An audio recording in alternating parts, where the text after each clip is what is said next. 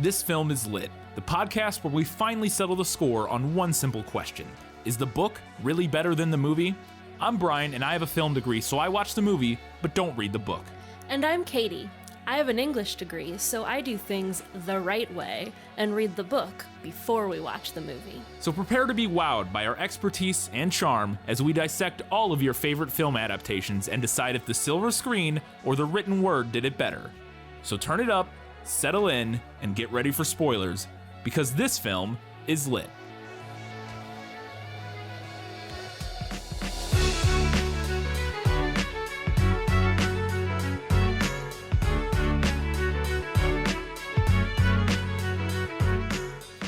Mr. Grey will see you now. It's 50 Shades of Grey, and this film is lit.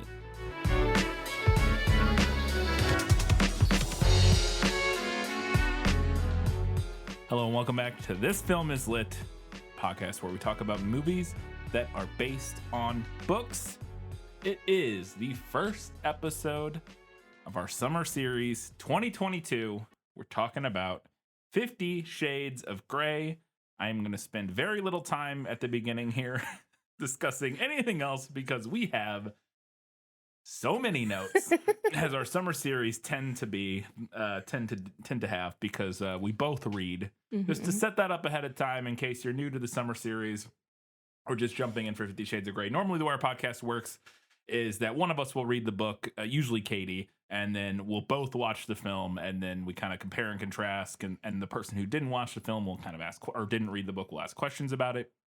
For our summer series, we like to really get in deep on them, and so we both will read the books and watch the movies, which we have done here, which results in quite a bit more notes than normal. It also means we lack some of our normal segments like Guess Who and Was That in the Book, but we do have extended segments of Better in the Book, Better in the Movie Nailed It, all that sort of stuff. And we have a fun final segment that we've been doing for our summer series that you'll see at the end where we try to predict what we think will happen in the 50 Shades saga, because we have never read or watched these until just now with the first one. Yeah. So we're going to try to predict the rest of the series, and we'll see how it goes because we have no idea what happens.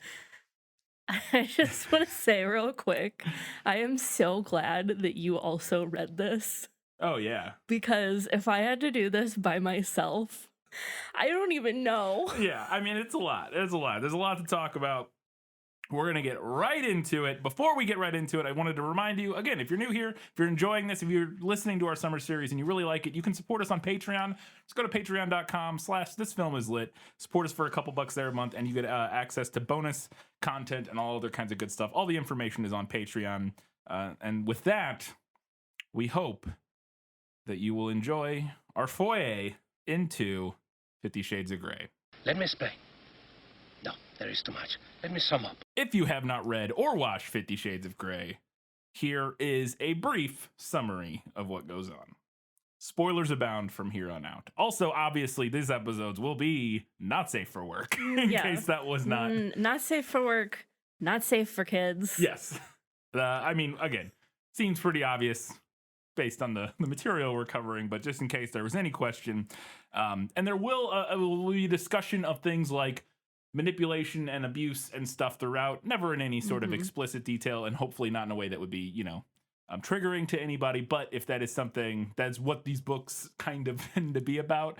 There's some sexual violence, a little kind of, there's some definitely manipulation, abuse, that sort of thing. So just keep that in mind as you're buckling in to listen to this series. All right. Anastasia Steele is a senior in college who steps in at the last minute to help out her roommate, Kate, the editor of their school paper, by interviewing the enigmatic billionaire, Christian Grey. Christian immediately takes a liking to Anna and begins a torrid and obsessive courtship with her.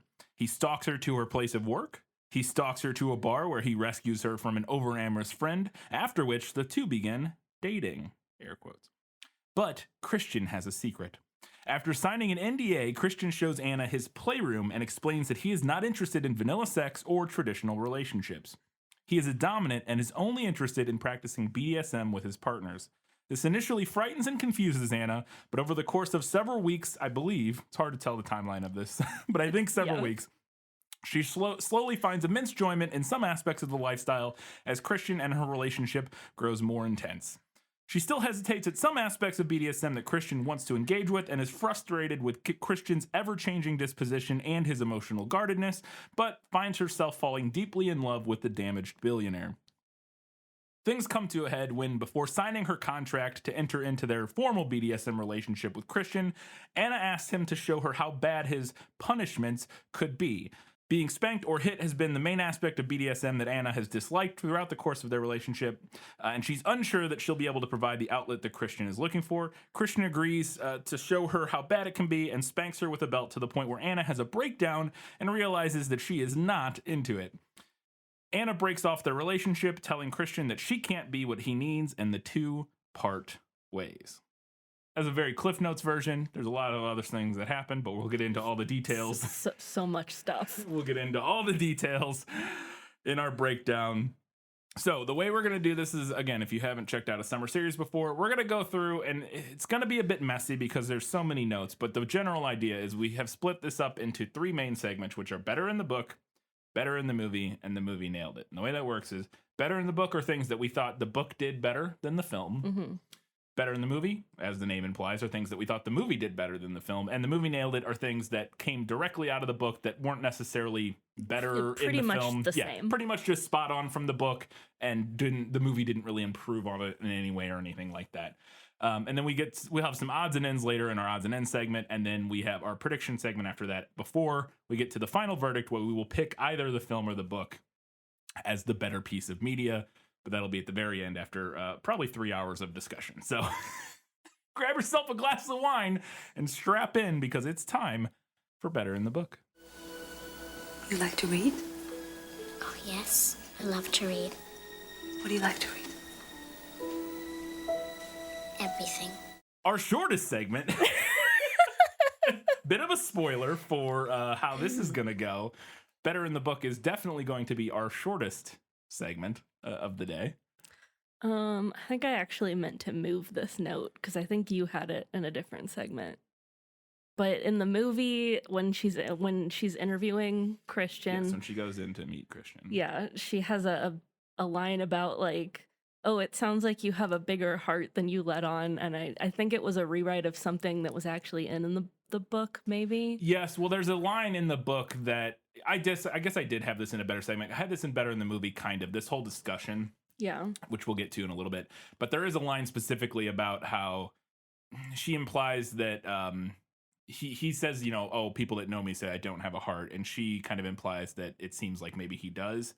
And your comment was that the book, and I think it's in the book, it's just maybe different. It's and I different. prefer the version in the movie. You didn't. I just kind of hated them both, I guess. That's fair. I don't think either of them was particularly well handled. I forgot that there was a line about that while we were watching the movie, and she said that line about like, I think you have a bigger heart than you let on. It and is I was more like, explicit gag. in the movie, but the version in the book, I'll just see if I can find it really quick. The version in the book that drove me crazy is that she says that, I think, what does she say? She says basically, the main criticism I had of it is just the way it was written was like clunky, weird dialogue. She says like, oh, it sounds to me like when they're talking about like feeding starving people or whatever, she's like, it sounds to me like you're thinking more with your heart than with facts and logic. And the way she says it just sounds like an alien wrote it, which is, I have that note 8 million times in this book. It is probably one of the largest weaknesses of this book is its grasp of prose. E.L. James's use of language is abysmal, shall we say. It's really something. It's not great. We'll get into it more, obviously. We have lots of examples. But that first one, I just thought that the movie's version of it felt less clunky and alien, so I liked it more. But yeah, that's it. Anyways, so during this interview, she needs a pencil because she forgot her pencil, and I liked that detail of her like needing a pencil, which I don't believe was in the book. But he gives her a gray pencil that's like gray, branded. It's gray, and it says Gray on it. Yeah, his last name, and it's like this recurring thing for the first like act where she like has it with her the whole time, and she's like chewing on it in one scene, and I get it, but I kind of hate it and thought it was a little on the nose and silly. Yeah. I don't know. I just wasn't a big fan of that like detail of like she has this pen and she's like chewing it over, like literally, like her contemplating like this enigmatic man. Like I think she's sitting in class or something, chewing on this pencil, and I was just like, all right, I just didn't like that, but it's fine. It's whatever. So one of the first quote unquote dates that Christian and Anna go on, they do like a photo shoot with him to go along with their newspaper article, and then he takes her to get coffee. Yes. Afterwards, except that she doesn't drink coffee, she drinks tea. She drinks tea.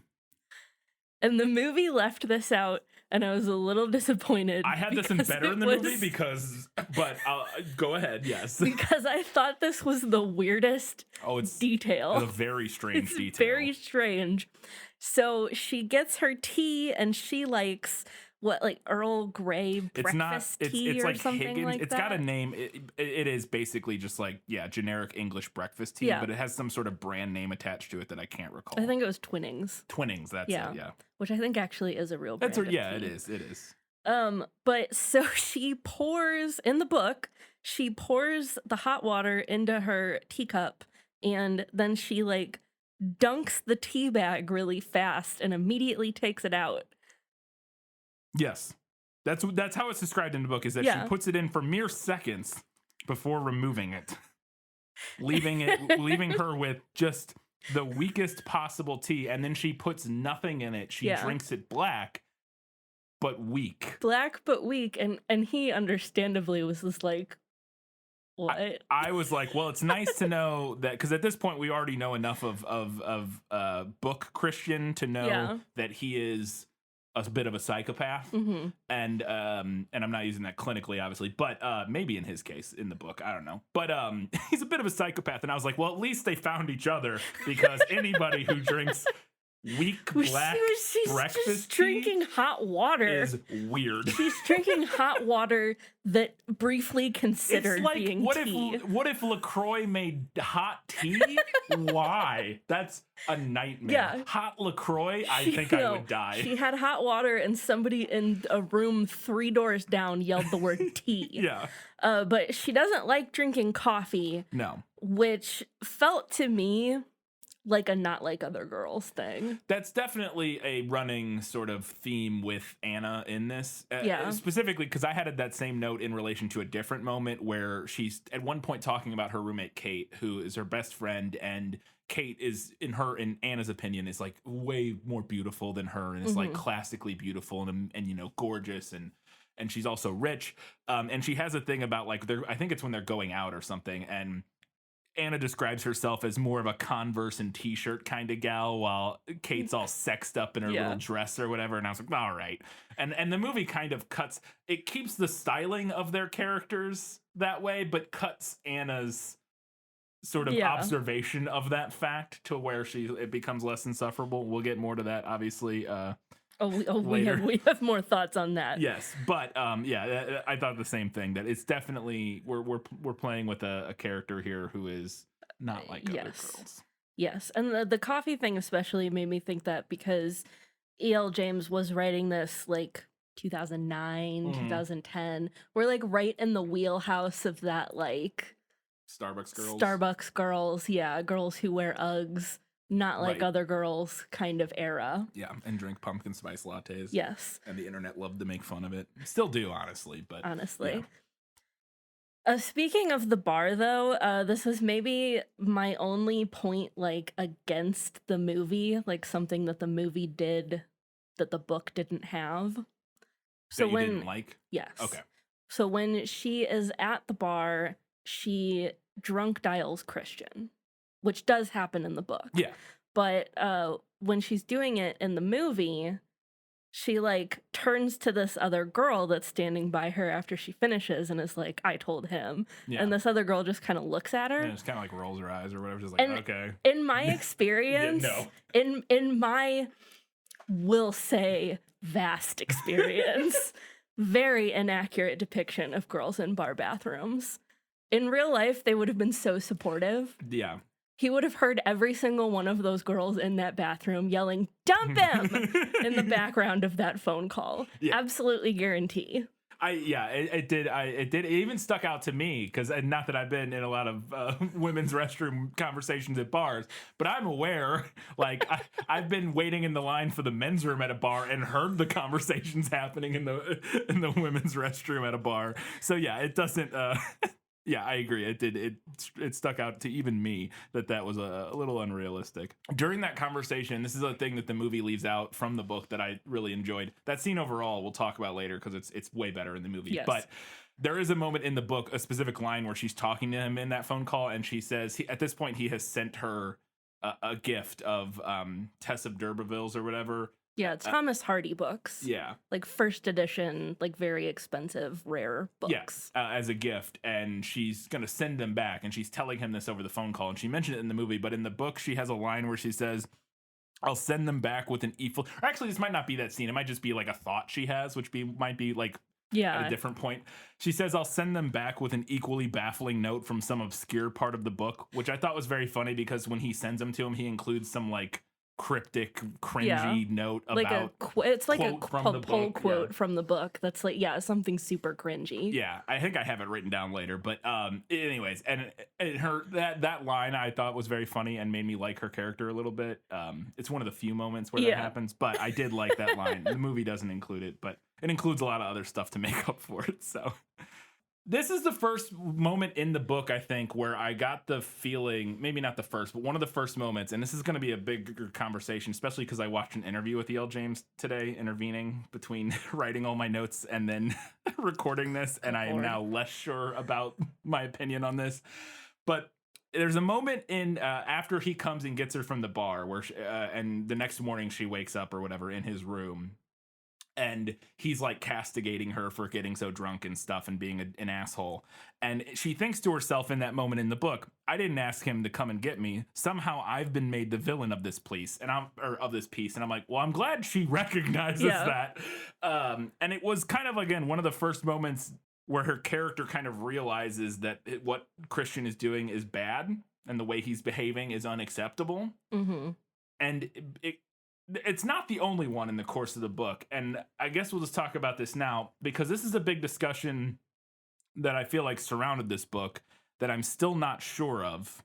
And again, after watching an interview with E.L. James, I'm less sure of is whether, like, when I had heard about this book, I had heard that, like, oh, it portrays a relationship between her and Christian that is very toxic and he's abusive and terrible. And that is very true. Mm-hmm. But the discourse beyond that I'd heard is that, and it seems like the book doesn't realize that what he's doing is toxic and bad. Like that E.L. James did not realize that she was writing like again, through sort of osmosis, that was the discourse I had absolved. It wasn't like watching a bunch of video essays about this book or anything.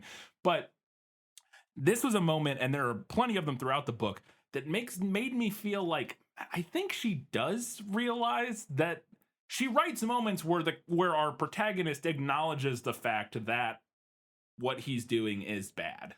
Yes, for sure. And it made me think that, like, and it gets into an even wider discussion. There's a lot of layers we're going to try to get into this, and it's going to so many layers to this. And it made me think that, okay, so maybe E.L. James does at least understand that his behavior is unacceptable, but is writing, again, because this is erotica, this is fantasy erotica, that she is writing something that she finds erotic and thrilling and dangerous and sexy, that is not a blueprint for a good, like, healthy relationship. But she's aware of that, but that's kind of the point. Right. And then I watched an interview with her, and I'm not sure that's the case. I watched one interview that was cut up for like 60 minutes or something. It was like a 10-minute interview. It definitely felt less like she was aware of that from that one interview. So I don't know. But anyways, I just wanted to point it out. I have it better in the book just because it's a specific moment where a character sort of acknowledges that his behavior is problematic. I don't know, and I didn't watch that same interview, so I can't take that into account. I think there definitely are moments where it seems like Anna and theoretically then the author knows that Christian's behavior is bad, But I think then we're getting into these layers of like, layers of like, well, within the genre, is that a problem? Like you Right. said, like if this is fantasy and we're just fantasizing about something that we find dangerous and sexy, Yeah. but we wouldn't necessarily want that in real life, is it a problem? But then we get into issues of like authorial intent versus reader response. And does it matter if that was her intent? Yeah. If the response is a bunch of young girls reading this and thinking that this is the absolute pinnacle of sexiness. Yeah. There's a lot of layers. There's a lot to of this. layers, and I just wanted to start that discussion now, and I will put a pin in it for now because it's going to recur throughout our notes for the rest of it. So I don't want to like have this entire discussion here because again, I think we'll kind of peel back layers as we move through our notes. But the other thing I did that you made me think of when you said that is you said Anna and by extension E.L. James. I think it is very safe to say. And she said this in the interview, or said near as much in the interview that I watched, that Anna is essentially a self-insert of E.L. James' Of course she character. She, at least to the extent that she said in the interview that, when she was writing this, she was writing all of, and this is the other thing that made it kind of iffy to me, is that she was writing all of these things that she was fantasizing about. And to me, it feels like maybe not Anna isn't necessarily a self-insert character so much as like a self-insert role, like experience character that she wishes she could be or wishes she was or wishes she could experience. Again, it's fantasy. That's kind of the point. But I think it is safe to say that probably at least some, if not most of the opinions about things that Anna expresses in the book are probably safe to ascribe, at least to some extent, to E.L. James. You can't say that for everything, and maybe that's not fair. I don't know. To me, I got the vibe during reading it and from the interview that I watched that in general, E.L. James identifies very strongly with Anna and is into, and like she kind of agrees with most of the things that Anna thinks, mostly, for the most part. I would be my guess. I don't know. I could be wrong about that. Again, I watched one interview, but so I'm sure there's been much more. And she could have changed. This was one interview in 2011, like a couple years after this book came out. I've written things 10, 15 years ago that I have vastly different opinions about now than I did at the time. So I don't know. But anyways, this is a little detail that made me laugh a lot. And he's in this movie for like 5 minutes, which is Jose, the best friend. Yeah. The friend-zoned best friend of Anna. And if you listened to our prequel episode, or if you know anything about the background of 50 Shades, then you know that it started as Twilight fan fiction. Yes, and this is the Jacob character. It's our Jacob stand-in. And but he's a photographer, and he's quote unquote friend zoned by Anna. He's into her, but she sees him as just a friend, more like a brother, blah blah blah. And he at one point he tries to kiss her. We'll get to that in a little bit, but there's one moment we find out about him, and I think it's after he tries to kiss her. In fact, I know it's after he tries to kiss her. And I don't remember why this nugget gets dropped, but she says that his favorite movie is Blade Runner. And I was like, boy, his favorite movie would be Blade Runner. And I like Blade Runner, but boy, that guy's favorite movie would be Blade Runner. It just made me chuckle. So one of the characters that we meet in the book and the movie is Anna's stepdad. Yeah. Technically, his name was There's a bunch of single named men. Like his name was Ray. Yeah. Paul's the worker. Paul's the coworker. Whatever. We'll get to him later. But we meet her stepdad. He's not her biological dad, but she considers him like her dad. Essentially her dad, yeah. He's the man who raised her. And she calls him dad. Yeah. And he appears in the movie a little bit, but the relationship between her and her dad in the book was actually one of the few things that I liked about the book. I thought that their relationship was really sweet. Oh, I agree. So I was a little sad that it mostly had to go. I get it. Yeah. One of the things that this movie also cuts is basically everybody that's not Christian and Anna, essentially, or like just not in the film for the most part, which, I get it. You got to keep it, keep it tight, focus on the most important stuff, and their relationship is the most important thing. But because of that, Kate, who is in a lot of the book, and a pretty prominent character, gets relegated to a very minimal role in the film of just showing up in a handful of scenes. And one of the things we lose by cutting her so much is the fact that she hates Christian. and like threatens to throw him out of the house at least one time. And Because she's a good friend. She is a good friend. And there's also this whole thing where Anna is like confused about why Kate hates Christian so much. And I'm like, you dum-dum. And again, that's another moment though, where I think the fact that Kate can see through his bullshit and like realizes that this guy is an asshole in the book specifically. It's another thing just to get on the table real quick. The characterization of Christian is wildly different between the movie and the book. It's fairly different. Maybe not wildly different. It's fairly different. He is softened a lot in the quite film. a bit. And so some of the time I'll try to specify when I'm talking about book Christian versus movie Christian. But anyways, but it's another thing where, again, the fact that Kate kind of sees through it and calls him out makes me feel like E.L. James is aware. Like, it's not like nobody in the book notices that what he's doing is bad. And if you write the book and have characters say that what he's doing is bad, you would think that you would at least recognize. You would think, but maybe not. I don't know. A little thing, so in both the book and the movie, Christian buys her a new car. Yeah. And they get rid of her old car, which was like an old Beetle. An old Volkswagen Beetle. Mom or dad or something. That she was pretty old. Like, she'd had it for like years and years, and they'd had it for years and years. Yeah. And in the movie, it seemed like, unless I missed something, it seemed like he just like sold her old car without saying anything to her first. And in the book, they definitely have a conversation about selling the car. Yeah. He buys her the new car, and then they talk about, like, she's like, "What am I to do with my old car?" He's like, "I'll sell it." They have a conversation about it. But unless I'm misremembering or I missed something. No, he says I sold it. Yeah. Like, after she's like, "Where's my car?" He's like, "I sold it." And I was like, it was a brief moment of movie Christian being worse than book Christian. You are right there. That is one brief moment where Christian in the movie is. Yeah. And again, I think they were just trying to condense things, which is understandable, but they did a lot of legwork trying to make movie Christian better than book Christian. Yes. So this was a little slip. It was definitely a slip up in that regard. Absolutely. So this next thing I have in better in the book because it is unquestionably one of the funniest sentences ever written. And now it arguably could go in better in the movie because it's stupid and dumb and it made me laugh, but I love how brazen and stupid it is that I cannot help but give points to E.L. James for putting these sentences in the book. But I love this so much.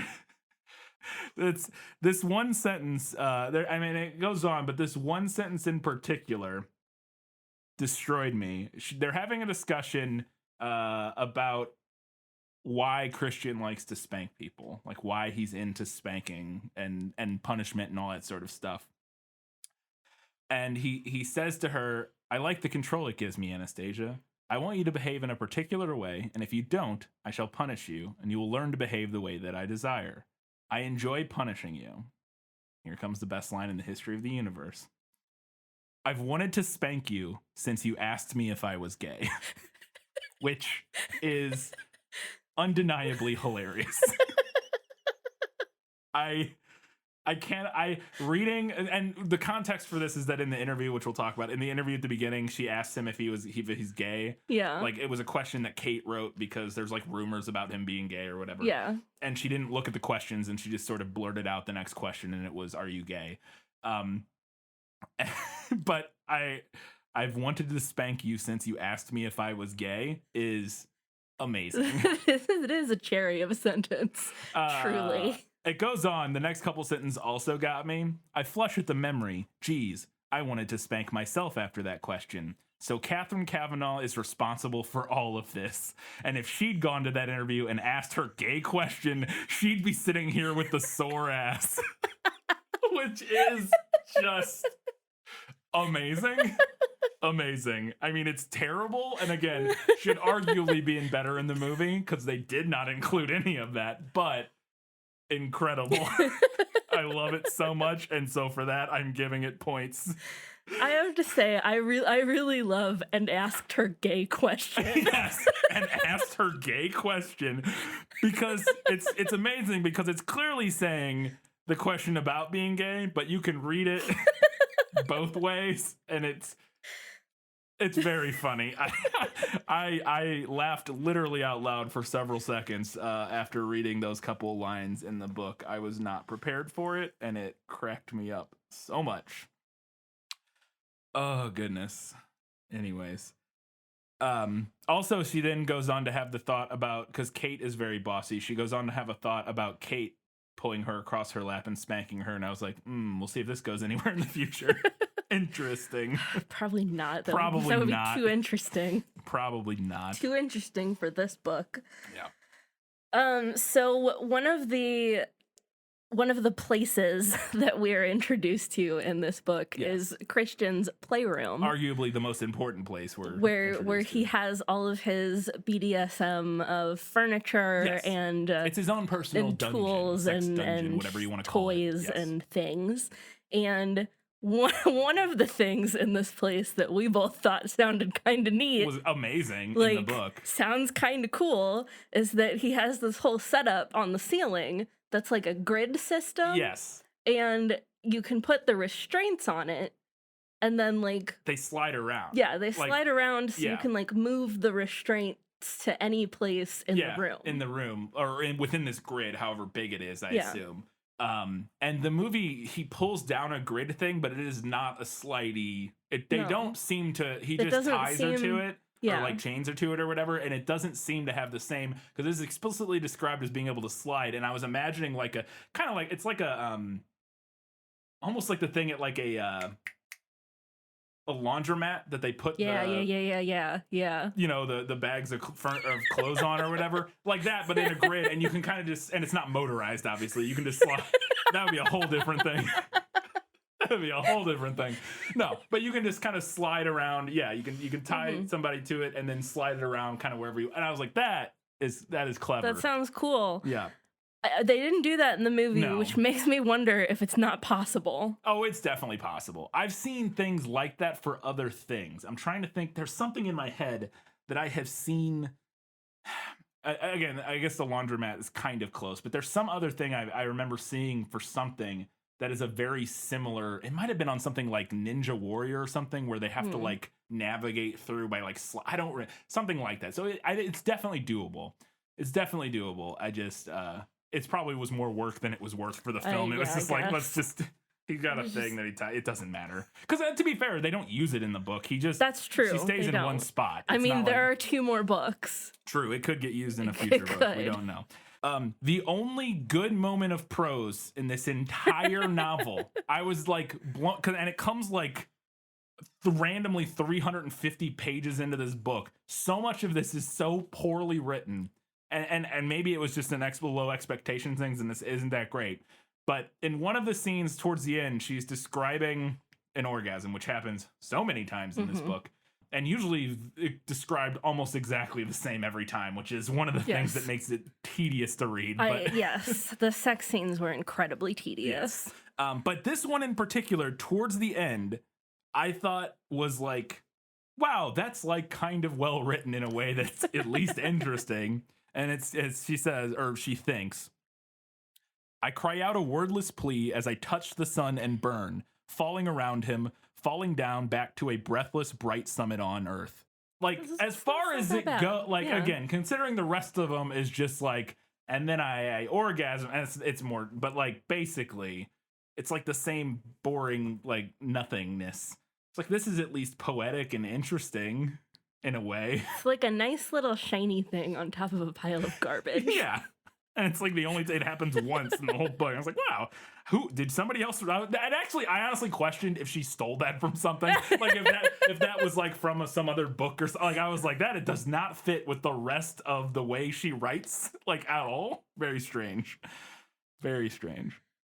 Okay, so as I was reading this book, I kept saying to myself, this motherfucker's gonna have a tragic backstory. Oh yeah. I just know it. I just know he's gonna have a tragic backstory. And I was right. He has multiple. Oh, tragic yes, backstories. he has layers of tragic backstory. But one of his tragic backstories is that his introduction to the world of BDSM happened when he was 15, and his mother's friend. Yes.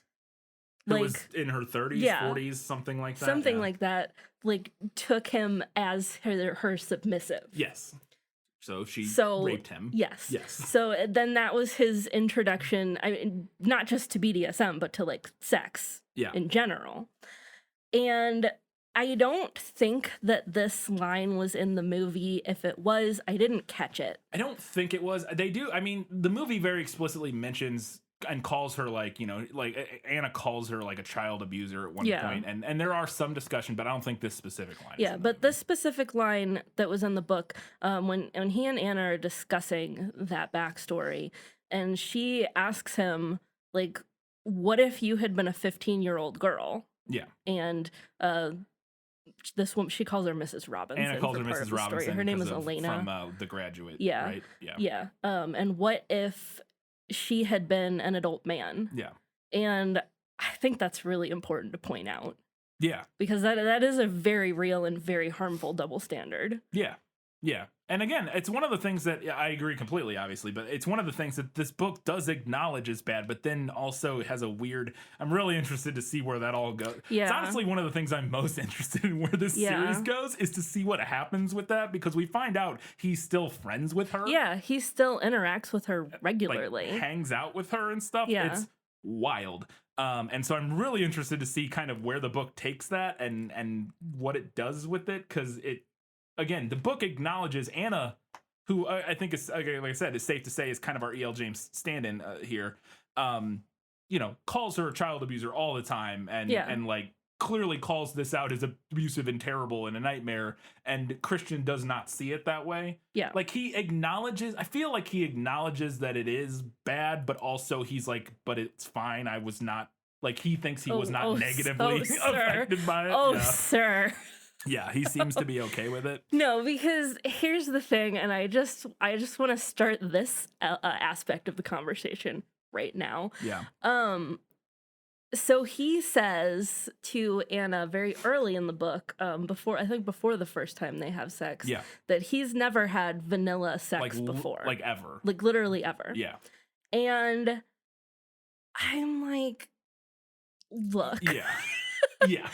I love kink, but sir, your worldview has been undeniably warped by this experience that you've had, which is exactly why he is so confident throughout this book that Anna is going to love being submissive, right, and that she's going to want to be submissive for him, because that was his experience, and that's the only experience that he knows. Yes. Because how the fuck do you even know that you prefer kink, right, if you've never tried anything else? Yeah. And then we got to his backstory, like 200 pages later. Yeah. And I was like, oh, no. Yeah. This is going to be an unwitting examination of the cycle of abuse, isn't it? Here's the thing. It's hard to tell now.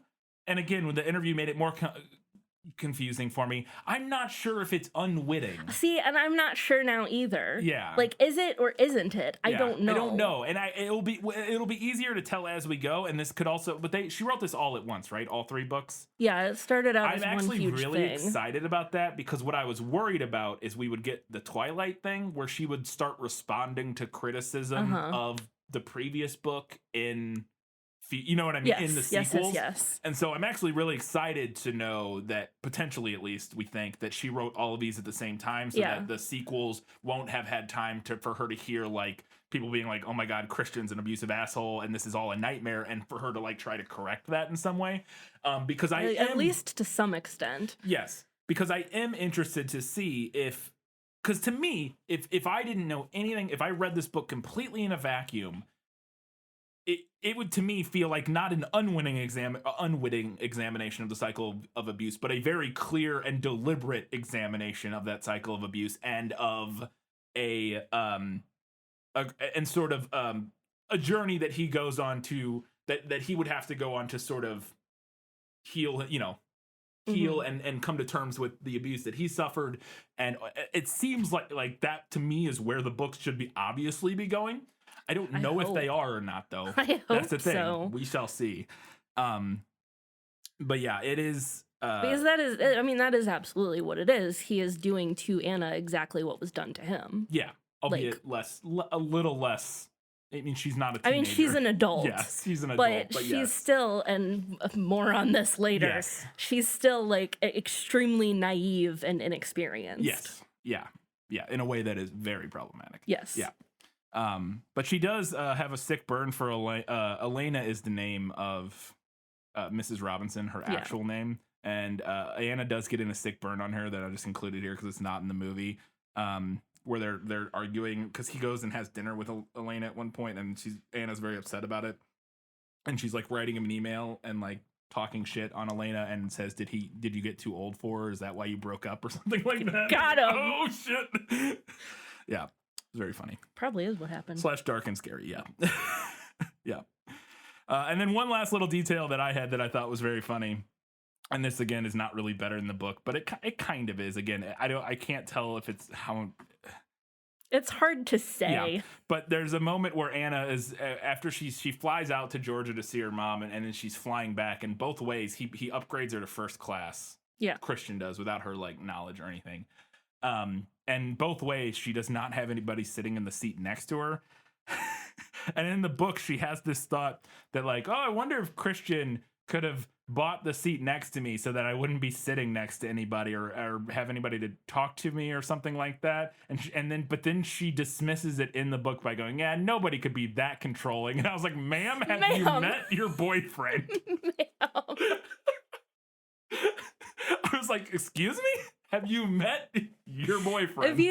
Have you met the man that gave you a contract trying to outline what you should eat off of a specific list of foods? More on that later. Without asking you about any of that at all ahead of time. Yeah, it's wild. It is wild.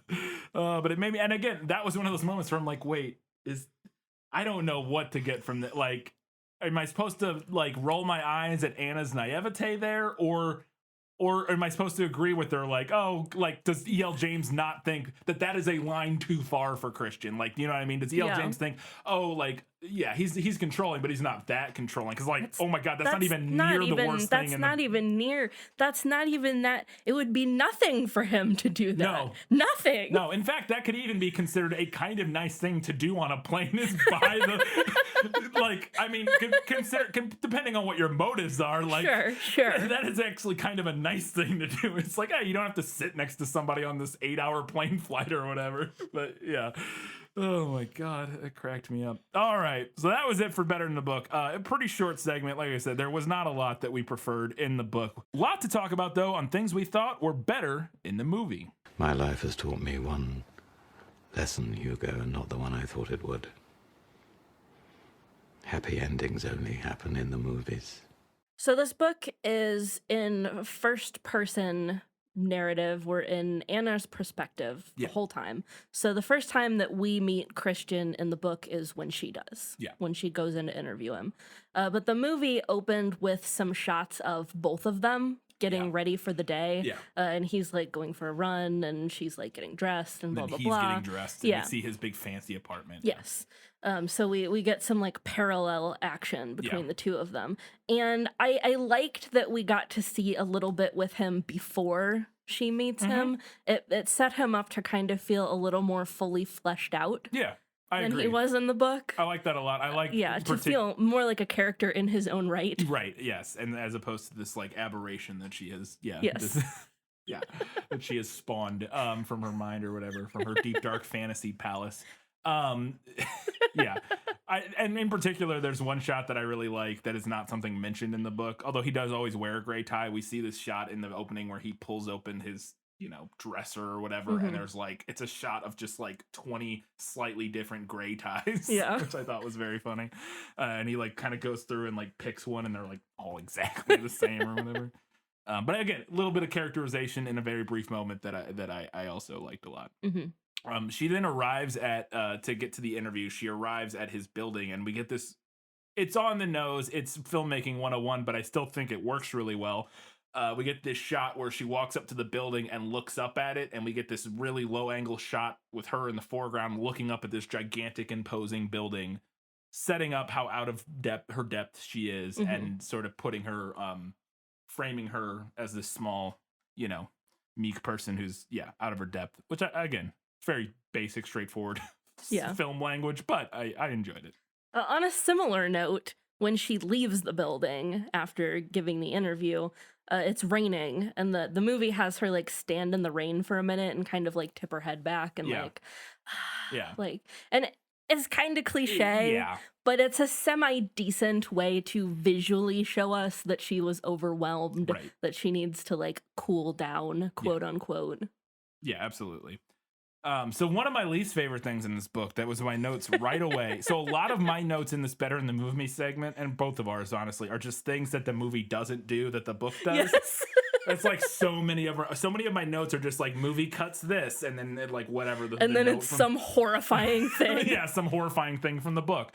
So that's a lot of what we're going to talk about. But in this particular instance, and obviously the movie couldn't do this unless we had a running narration by Anna, which we'll talk more about. But in the book, E.L. James uses too many adjectives, and too many adjectives in a row. She writes like, I don't want to say she writes like a high schooler, but kind of like she writes like a person who hasn't been writing for very long, that's and who has not honed their skills very well. It's definitely something.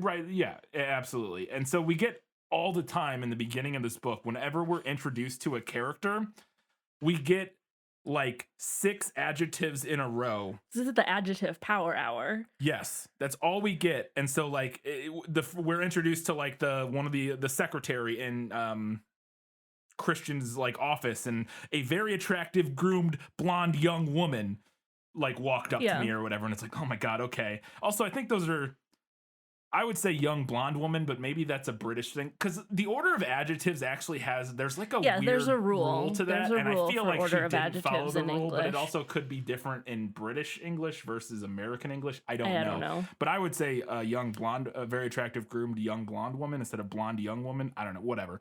And then we get like a tall, elegantly dressed, attractive African-American man. The rich, powerful, awesomely off the charts, attractive control freak, Gray. And I'm like, what is happening? Like, this writing is going to kill me.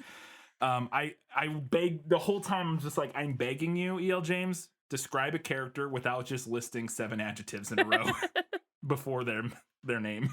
Please, it's the worst. But actually, you texted me about this. Yes. Early when we started reading it. And you texted me, and one of the things you said was, how did this get through any editors? Yes. And I said, I have some theories. One of my theories. So after she decided to shave the serial numbers off of her Twilight fan fiction, so to speak, she actually self-published these first. Oh, okay. Well, we talked about that. Yes. Yeah. And now, don't misunderstand me. I'm not knocking self-publishing. I think it's a great option for a lot of writers, especially because traditional publishing is so fucky and hard to break into. Right, yes. But one of the things with self-publishing is that depending on who you are as a person and the route that you take with it, is that sometimes things go out without having an editing pass. Right. And when I say an editing pass, I'm not talking about proofreading. I'm talking about somebody who goes in and says, hey, maybe we could knock some of these adjectives out of here. Yeah. Or just like sprinkle them throughout, like as you're interacting with this character. So not somebody who's going through and fixing grammar and spelling and typos, but somebody who is going through your text and making comments on your prose and keeping track of your plot lines and your characterizations and saying to you things like, this doesn't really make sense here. That kind of feedback can be expensive. Yeah. It's not always something that is available to everyone, but it's also not something that every single person who, again, depending on what kind of route you take with your self-publishing, will do. or has access to. Yeah. And it feels to me like maybe when she initially self-published, she did not go with having an editor. Well, I can tell you this because I did remember this from reading the acknowledgments. She acknowledges first her husband. I assume it's pronounced Neil. Niall. I don't know how Brits pronounce this word. It's Niall. Niall.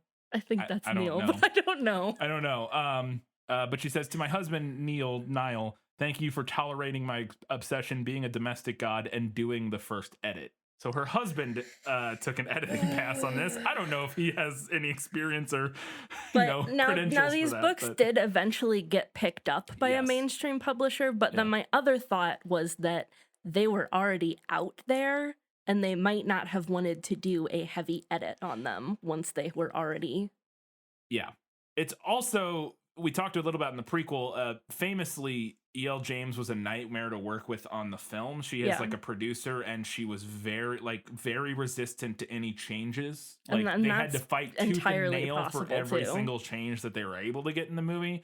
And it wouldn't surprise me if maybe she doesn't take so kindly to editing, potentially. I don't know. This is all speculation. That feels like a good explanation to me. Yeah. But anyways, it's just, and I mean, also, even beyond that, even beyond the lists of adjectives for every character, she uses the same adjectives so much. Over and over and over. In the first couple chapters, I was like, I am begging you to stop using smartly and spacious.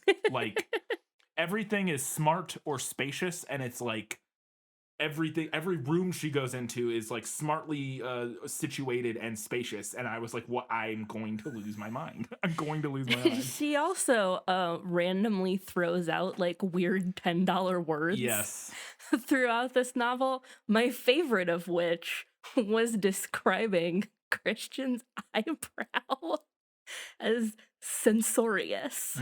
I think is how you pronounce that. Yeah, that is how a censorious eyebrow. Yeah. Ma'am, what? I had the similar note. At one point, she just drops in the middle of again, most of this book is written on an early high school reading level, I would say, or maybe even younger. It's very easy to read. Like there's not a lot of like complex prose or construction or anything like that. It's very straightforward. And then she just drops somnambulant. Yeah. And I was like, what? Okay, somebody reading this book is gonna have to go like Google somnambulant all of a sudden, or however you even pronounce that word. I think that's right. I think somnambulant or whatever. It has like sleepy, or it's basically means like it's tired or something like that. I think it means something closer to sleepwalking. Oh yeah, you might be right. I don't know. I barely like even know what it means. Sorry, that's what it is. Yeah, sluggish. I was thinking more of the slug, because this says resembling or characteristic of a sleepwalker, sluggish. I was thinking like the sluggish idea, but yeah, specifically in relation to a sleepwalker. Yeah. It's like, what? All right, sure. Yeah. It's very strange. And then whoever looks that up is going to be like, she was sleepwalking? What? Yeah. Another thing the movie does that I really like is the blocking in this scene. So we getting into the actual interview scene where she's interviewing Christian Grey. The movie does some, again, very straightforward sort of classic film stuff, but I think it works really well, is that when she walks in and starts the interview, Christian is sitting on his desk looking down at her. Mm-hmm. And she's sitting in this chair kind of hunched, immediately establishing the power dynamic between the two of them. He's this big, impressive guy. She's very intimidated by him. And then that's how the conversation starts. And then at some point during that, she has a remark that kind of puts him back a little bit, and he goes and sits down behind his desk, and now they're more on an equal playing field. Yeah. And then I think after the gay remark, he then gets back, or the gay question, her little gay question or whatever. He gets up and walks around to the front and sits down on the front of the desk again reestablishing that power dynamic. And then when he wants to learn more about her, he comes and he sits next to her. Yeah. And again, it's very straightforward stuff, but it's effective. It's effective, and it works, and they at least could tell they put the thought into, kind of thinking about the dynamics and how that's, I thought it was effective, and it worked really well. So I was impressed by that. Another thing the movie drops is that Christian says he lives by a quote and then proceeds to list the most cringeworthy, recite the most cringeworthy, awful quote by Carnegie. I don't have a philosophy as such, maybe a guiding principle. Carnegie's. A man who acquires the ability to take full possession of his own mind may take possession of anything else to which he is justly entitled. All right, cringe word. All right. I bet he's a big fan of Ayn Rand as well. Oh, God. There's no way Christian Grey doesn't fucking love.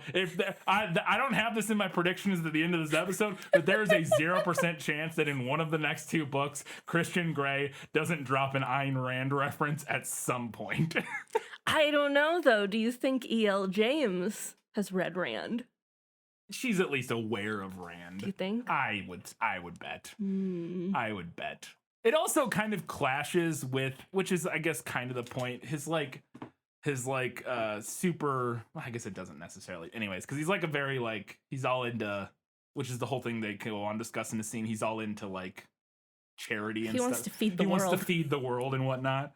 Although his assessment, which I have a note about later, his assessment of the issues of what's going on there felt incorrect and very lacking to me. But, but he's a CEO, but he's like a good CEO. Oh yeah, he's like a good CEO, right? For sure. It's like one of those good billionaires. There's another line the movie cuts that when she's thinking on the drive back, she says, "Every time I think about that question in the future, I will cringe with embarrassment." And again, it's just the way when you're reading it, I just can't stress enough how it doesn't feel right. It just feels off. It's like a lot of the bad movies we watch. This book felt that way of like, yeah, the dialogue feels like it's stilted and odd. Yeah, in a way that just doesn't feel like how people talk usually. Very strange. Including this specific line, which you also had a note about. She's which I was like, are you, what? She's reminiscing on his voice of talking to Christian Grey.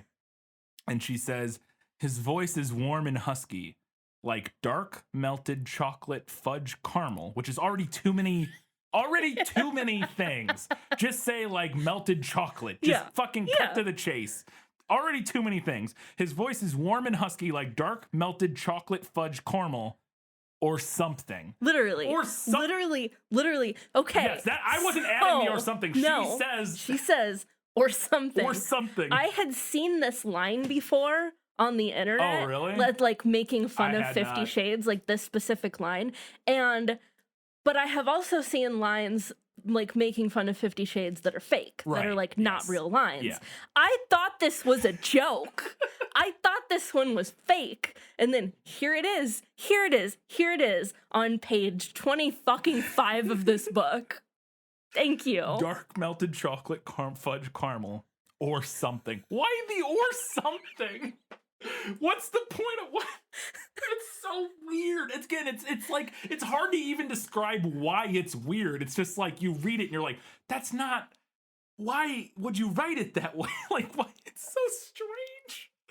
And there's another one right after that where, and I think it might even be later. I just moved it here because we were talking about some of the weird, like, writing. She gets embarrassed about something and she thinks to herself, I feel the color in my cheeks rising. I must be the color of the Communist Manifesto. And I was like, I'm gonna die. What? I'm gonna die. I'm going to cringe out of my skin reading this book. My soul will leave my body. It is. It honestly gets better. Like most of all of that, the worst stuff was in like the first like 200 but here's pages the thing, or so. though, is that I noticed that too, and then I was like, wait a minute. Is it getting better or am I getting used to it? That's actually fair. That's fair. Am I just going through like immersion therapy right now? Yeah. And I've just become numb to the awful prose by page 350. Oh my God. I must be the color of the Communist Manifesto. You know, she felt really clever for that, too. Very clever. She felt very clever when she She's wrote like, what that. are red things? What are red things? All right. Rose, not a tomato. That's too obvious. Too obvious. I've used rose a bunch. I've used the word scarlet like 1,000,000 times, so I can't do that anymore. What else is red? She reads books. What's a red book? Oh, I got it. Like, that is absolutely what happened there. God, it's amazing. It's incredible. It's incredible. And then still in this, there's so many things. On the ride back from Christian, she's driving, and in order to clear her head, she turns on some music. And the book, the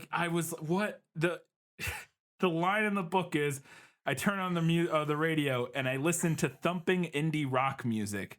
And in all caps, I wrote, please name a fucking band so I can infer literally anything about your character. Why would you write, I listen to thumping indie rock music? That tells me nothing. Like, give me a band so I can, like, get at least a vibe of, like, what she's into. Who you are, what you're into, anything about your character. It felt like that had to be a placeholder. To me, that felt like a placeholder that she was going to go find a fun, clever indie band to insert there, and then never went back and found that band. She does listen to Snow Patrol later. Yes, she listens to Snow Patrol. For some reason, that made me laugh. Yeah. Because I don't know anyone who listens to Snow Patrol, because they had, like, one hit here. Yeah. I don't know. It's just like, what? This is all just, it's so bad. It's written so weird. So bad. Okay, so getting off some of the terrible things the book did for a minute and getting into at least a couple good things that the movie did here. He shows up at the hardware store she works at. Yes. Like the next day or whatever. Yeah. She shows up. He has stalked her to, he's figured out where she worked and stalked her to this hardware store. And her reaction to this. Incredible. It's incredible in the film. It's so good. It's so good. He walks in and she walks around the corner and sees him and he goes, hello or whatever. And she goes, what the and like censors herself before she says the F word, which is funny already. But her reaction of what the fuck is so amazing. We'll get to it more, but this movie is self-aware in every way that the book is not. Yes. And it's incredible, and it's what makes the movie so much better than it has any being. I think Dakota Johnson may have been the most self-aware person on the whole set. I had a note about it later, but I think I like, people talked about like the performances and stuff not being good in this. I think Dakota Johnson is incredible. Oh no, she's fantastic. She's taking the fucking piss out of this book, and I love it. She's taking it as seriously as she needs to, and I think she still gives a good performance for the character, but also her reaction in every moment that the movie calls for her to, like, again, self-awarely, like, critique the ridiculous nature of the interactions in this book are so spot on. It's just perfect. It's amazing. Every time we have so many, and we'll talk more about more of them, but every moment is so hilarious, and she delivers it so perfectly. It's incredible. But this one was the first one, and it got us both good. So while he's stalking her at the hardware store, he's very clever, and he slyly buys a bunch of kink related things. Oh my god. And involves her in a scene without her permission. Yep. Essentially. So he like goes around and he's like, I need some rope and I need some zip ties, and some tape. Yeah. and I was reading it and I was like, I genuinely kind of wish I didn't know that this was about kink, because I want to know what this scene reads like if I did not have that knowledge. Yeah, if you were Dakota, or not Dakota Johnson, if you were Anna. If I just didn't know that that's what he was doing, I'd just be like, oh, this is boring. Why am I reading about him buying random shit at the hardware store? Yeah, no, that's fair. That is fair. And that moment happened, and I was like, good Lord, dude, finding out where a girl you met once works and then going there to coyly buy kink paraphernalia in front of her is peak cringe, my dude. Like, it is the worst. Bad. It is terrible. But in the movie, he gets all this stuff and she like goes around, she's getting him what he's asking for, and she hands him like the last thing or whatever, like the tape, I think. And she's like, here you go, you're the complete serial killer. Yeah. I lost it. It's very good. Again, the movie makes her. It's one of the things that helps too. Is the movie makes her less of a complete idiot, like naive. I don't say idiot, but like less completely naive. Like she has some. She's clever in her own way, and yeah. So she makes that joke, and it feels good. Like it feels like it makes sense for her character and gives her a little more agency in the scene that is not there in the book. And yeah, it is very funny. I liked that line a lot. And speaking of a little bit of God. agency, in both the book and the movie, after she gets all of his stuff that he's requested in this scene, and he's like, "Is there anything else you recommend?" And she's like, "Maybe some coveralls." She's like, "You're a do-it-yourselfer? I don't know, maybe You're some like, coveralls." yeah, so you don't ruin your clothes. And he goes, "I could just take my clothes off." And in the book, she's like kind of taken aback by this. She's like, "Oh, what?" She's kind of like cowed by this. Yeah. And in the movie, he says that, and she just goes, "Okay." And it's, again, so pitch perfect because it feels like a normal person reacting to this weird guy. Like, she's like, "Oh, okay." It's amazing. It's so good. Oh my God, it's amazing. Also, though, I will say, when I read that part in the book, I made a note and I was like, that better come back. He better wear those coveralls in a sexy way later, or I'm going to riot. He does not. He does not. Perhaps he will in one of the sequels. Yeah. I don't know why you would plant something like that and not pay it off in your erotic novel. Right. E.L. James. You know, a thing that I thought of that I forgot, because I actually noticed this in the movie and I forgot to put it anywhere, and if I don't mention it now, I will forget. But I bet people were mad in the movie. Book lovers, I bet, were mad because eventually, once they start actually playing in his red room or whatever, his outfit that he wears in there is very specifically described in the book several times. He's always shirtless, no socks, no shoes, and he just wears like old wash jeans, but they're like, what's the word? Where they're like fake, like stonewashed or whatever, like light jeans or whatever, and they're kind of torn up. Yeah. And specifically, every time we see him in that outfit in the book, it is described that he does not have the top button buttoned on those jeans. And in the movie, he does. The one time we see him in those jeans, the top button is buttoned, and I was like, she made that detail, she thought that detail was so important, she mentioned it several times in the book. How dare the movie not have that? And anyways, at the end of this scene, she makes the plans with him because she did the interview, but Kate wants some photos with him, and so she sets up this photography session with them. And in the book, she has this moment that I thought was very silly. I get the idea is that she's flustered, but she's like, "If only I can find a photographer." And it literally in the last, for this photography session with him tomorrow, and literally in the last scene, we found out that her best friend, Jose, or one of her best friends, Jose, is an award-winning photographer. And I was like, "Ma'am, I get that you're flustered, but what?" Luckily, she does think of that, in the next chapter or whatever, but it's just like, why would you not immediately be like, "Oh, Jose, my friend, is an award-winning photographer"? She's like, it's just very strange to me. Anyways. So I think this exchange happens when they're getting coffee. Yeah, in the movie. So, yeah. It's not in the book. Well, I think Christian says something similar, but her response to it is not in the book. But they're talking, and he says, I forget what exactly leads into this, and he says, "I'm used to getting my own way." Yeah. And she says, "That must be boring." Yeah. It's good. It's a good line. Yeah. No, again, self-aware in every way that the book tends not to be.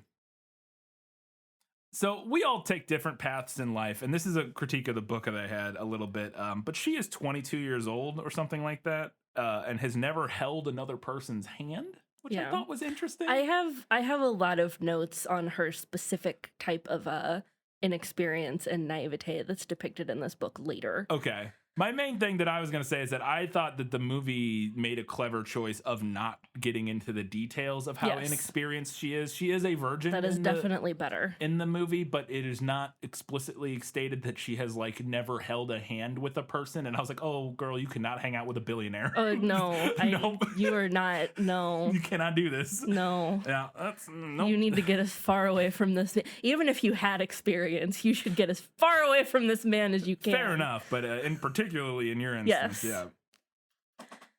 yeah. So one of the things that Christian does in the book is that anytime another God. man So is exhausting. within a 20-foot radius of Anna, he's instantly jealous. It's not just him, to be fair. It is him. Every man is like instantly judgy and Yes. and weird about every other man. They're like instantly like sizing each other up, and it's so exhausting. But yeah, Christian in particular is in very particular, bad about he's it. very bad about it. He's jealous of Jose. He's jealous of her coworker Paul. He's jealous of Kate's brother when he shows up Yeah. later on. And this was toned down quite a lot Oh yes. in the film. Oh yeah, he's very like he's a little bit the first time when he sees Paul. I think he's a Yeah. little weird, but other than that, he's pretty okay. Like Yeah. mostly For the in most film. part. Yeah. And I one of my big like kind of sticking points with this book, with the character of Christian, is that his character in this book maintains everything that is creepy and obnoxious about Edward in Twilight, while taking away his being a vampire, which, let's face it, is Edward's saving grace. Right. That's the only thing that makes Edward interesting. So you take that away, and now Christian is just some guy that can't stop saying fucking weird shit. It's true. I think what E.L. James thought she was replacing the vampire thing with, though, was that he's a billionaire. Like, that's what makes him interesting to her, is that he can fly a helicopter, and he has all these, he plays piano, like he has all these skills, and he can literally buy anything that he wants ever, and anything that he wants for Anastasia at any point. Essentially, Yeah. giving him superpowers in a way that's similar I mean, to a Edward vampire. was also Edward was rich. also rich, but I think that's like what she thinks she's replacing him with. But Yeah. I don't disagree that. And you know, I'll say it. I'll just say it. I think being a weird 100-year-old vampire is a better excuse for weird behavior. Oh yeah. Than being Oh, a yes. billionaire. Oh yes. That's my take. Oh yeah. Oh yeah. Well, to be fair though, you kind of have to be a weird psychopath to become a billionaire, I think. Yeah, I guess so. Unless you get real lucky somehow, which you also have to get really lucky and be a weird psychopath in order to become a billionaire, probably. But anyways, yeah. Getting back to her drunk dialing him in the bar. Yes. So good. Oh my Amazing God. scene in the movie. It's amazing. It's fine in the book. yeah. Like It's whatever. She just But in the movie, she drunk dials him and then proceeds to mock him yes over into the phone. mercilessly into Yes. the phone. Oh, Anna, come here. Oh, go away. Come here. Go away. Like she's like doing his voice, and it's amazing. It's very funny. And again, the performance by Dakota Johnson in the scene is dynamic. It's incredible. We were both losing it during that Yes. scene. It's so good. I also just want to mention here, she gets drunk in the scene, and he eventually comes to get her. And then I think later the next morning, or maybe I think it's the next morning, yeah. he tells her that her behavior was beyond the pale. Yeah, he goes, I like pushing limits, but what you did last night was beyond the pale, or and something I'm like, that. bruh. She wasn't even that. Well, she was at She the got end, but vomity drunk yeah. once. Yeah. I need you to chill. Yeah. I need you to chill. And literally in the context within the book, I don't know if it's mentioned in the movie, it's like their graduation celebration. Yeah. Like they're done Yeah. with finals or whatever, and it's like they're going out to party because they're done. Yeah. They're graduating like next weekend or whatever. It's I like, mean, okay. According to Christian Grey, I was beyond the pale most weekends in college, so... Yeah.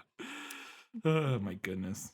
But I was happy to lose him tracking her cell Does he phone. not? Does he just? I don't- Does she just I- tell him where? I thought she did. I thought I that's don't how he think- shows up well, there. is that because I don't think the movie mentions it explicitly? I don't know if it mentions it explicitly, but I don't know how else he would find her because Well, I don't think she mean, said where she I don't was. either, but if the movie doesn't say it, then I'm gonna go ahead and assume that it doesn't happen in the book or in the movie. I mean, maybe. I guess, yeah.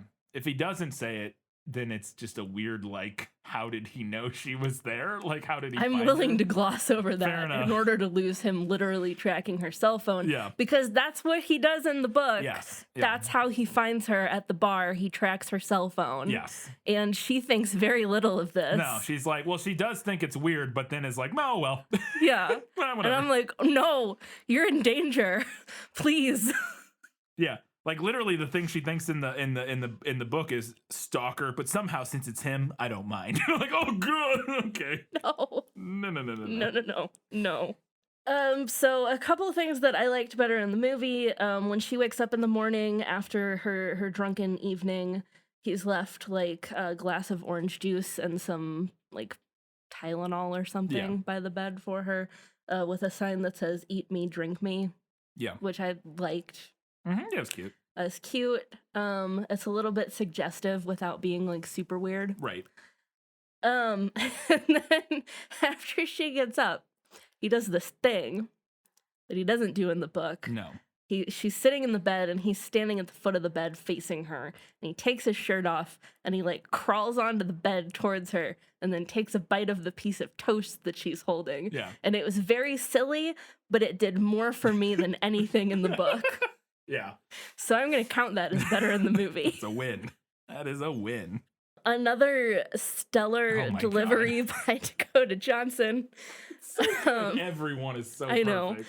So Christian's line is in the book. Yes. He says, "I'm not going to touch you, not until I have your written consent." Yeah.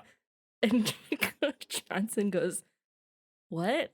She gives a very bemused, like, what? Wait, what? She's so, like, taken aback and confused. She's like, oh, wait, are you joking? What? It's very funny. And yeah, her delivery is perfect. It's incredible. It feels, it's every moment of his, like, over-the-top, cringy, like, Yeah. Dom mode stuff. She just responds with, like, what? What's going on? Anybody else seeing this? Like, it's very funny. Something that drove me absolutely bonkers insane in the book was Anna saying that she didn't have a computer. Yeah. It's like, I don't have a computer. She's like, because he wants her to do research on BDSM Yeah. and like email with him about it, like a weirdo. Yeah. And she's like Like a weirdo for the Like- dynamic of their relationship. yes, It's like a weird, weirdo yes. for the dynamic of their relationship. Yes. And she's like, in the book, she's like, oh, I don't own a computer. And I'm sitting here like, what year is it? Yeah. And you're in college. You were writing an essay earlier. She And were you says- writing it by hand? She says she always just used the university's computers in the book. She said she would just go to the library. Like, that's the only, she just used the university computers. That's what she says in the book. I didn't know a single person. No. And I was in college at this time. Yeah. This is the 2011. I was. Or I think the book came out in 2009, right? I mean, I was still in college at But that yeah, time. Yeah. I don't think I knew a single person who didn't have at least like a cheap, shitty laptop. At least some sort of, Yeah, something. To something. like write a word with a word Yeah. processor and something. Yeah. Um, I guess it happened, but it was rare. Like, you would have to be pretty, I'm sure there are plenty of people who didn't, but she doesn't strike, she's not rich like Kate is, like Kate's family. Right. She doesn't strike me as particularly like poor or anything, Yeah. to where she would like literally wouldn't be able to have like a cheap, Yeah. beat up laptop or something. I don't know. I know, but the movie changes I don't own a computer to my computer's broken. Right. Which is at Makes more least sense. more believable. It's more believable. She also uses his toothbrush in the book while she's staying at his hotel room Yeah. that first time. She picks it up and is like, oh, it's damp. Nice. And then she brushes her teeth with it and is turned on by brushing her teeth with his damp used toothbrush. And whoo, lad, that is And you know what, not though? my favorite thing. You know what? I read that and I was initially like, that's disgusting. Right. And I still think it's disgusting. But here's the rub. He had his like manservant or whatever go out and buy her an entirely new outfit. Yeah, lingerie Because and all. yes, yeah. lingerie and all, and the bra fit perfectly, which was one of the most unrealistic things to happen in this entire book.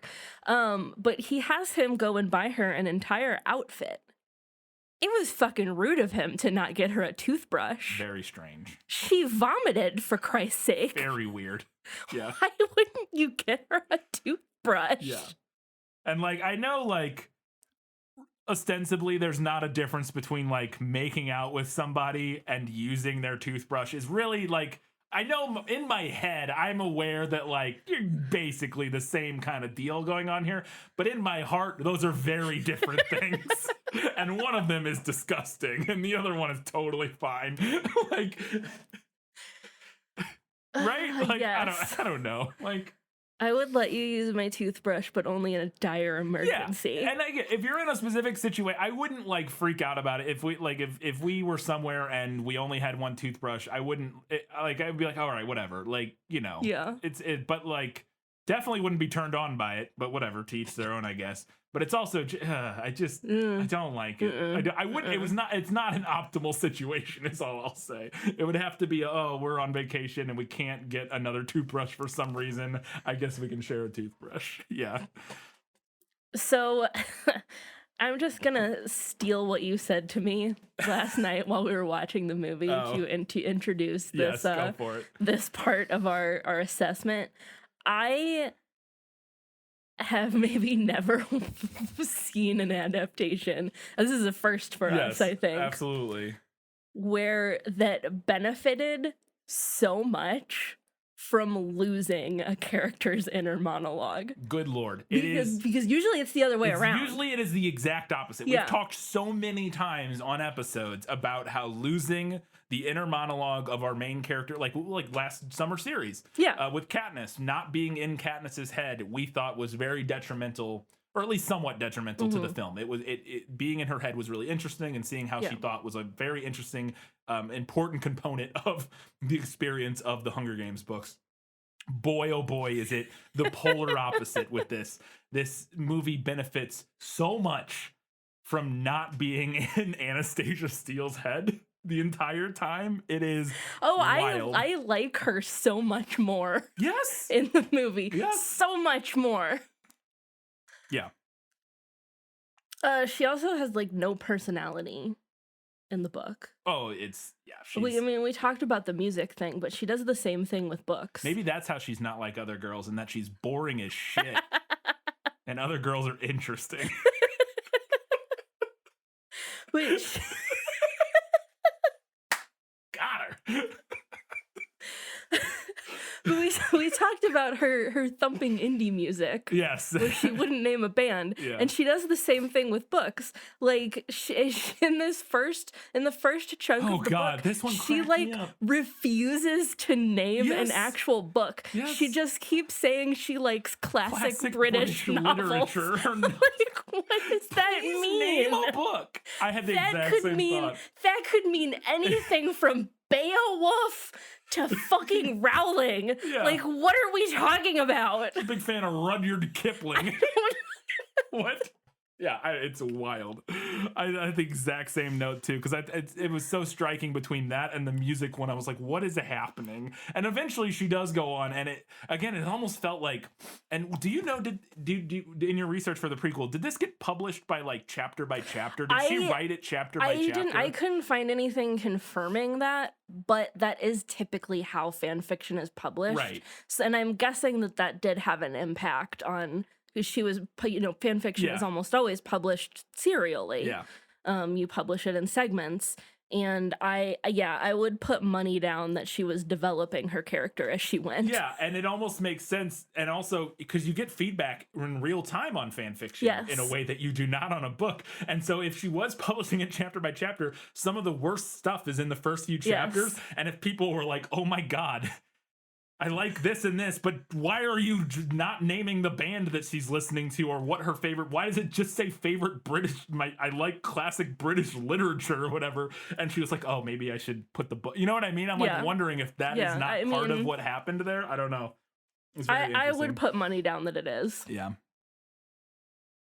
But her inner monologue, her thoughts in this book are so fucking stupid. Yes. Just the dumbest. Yeah.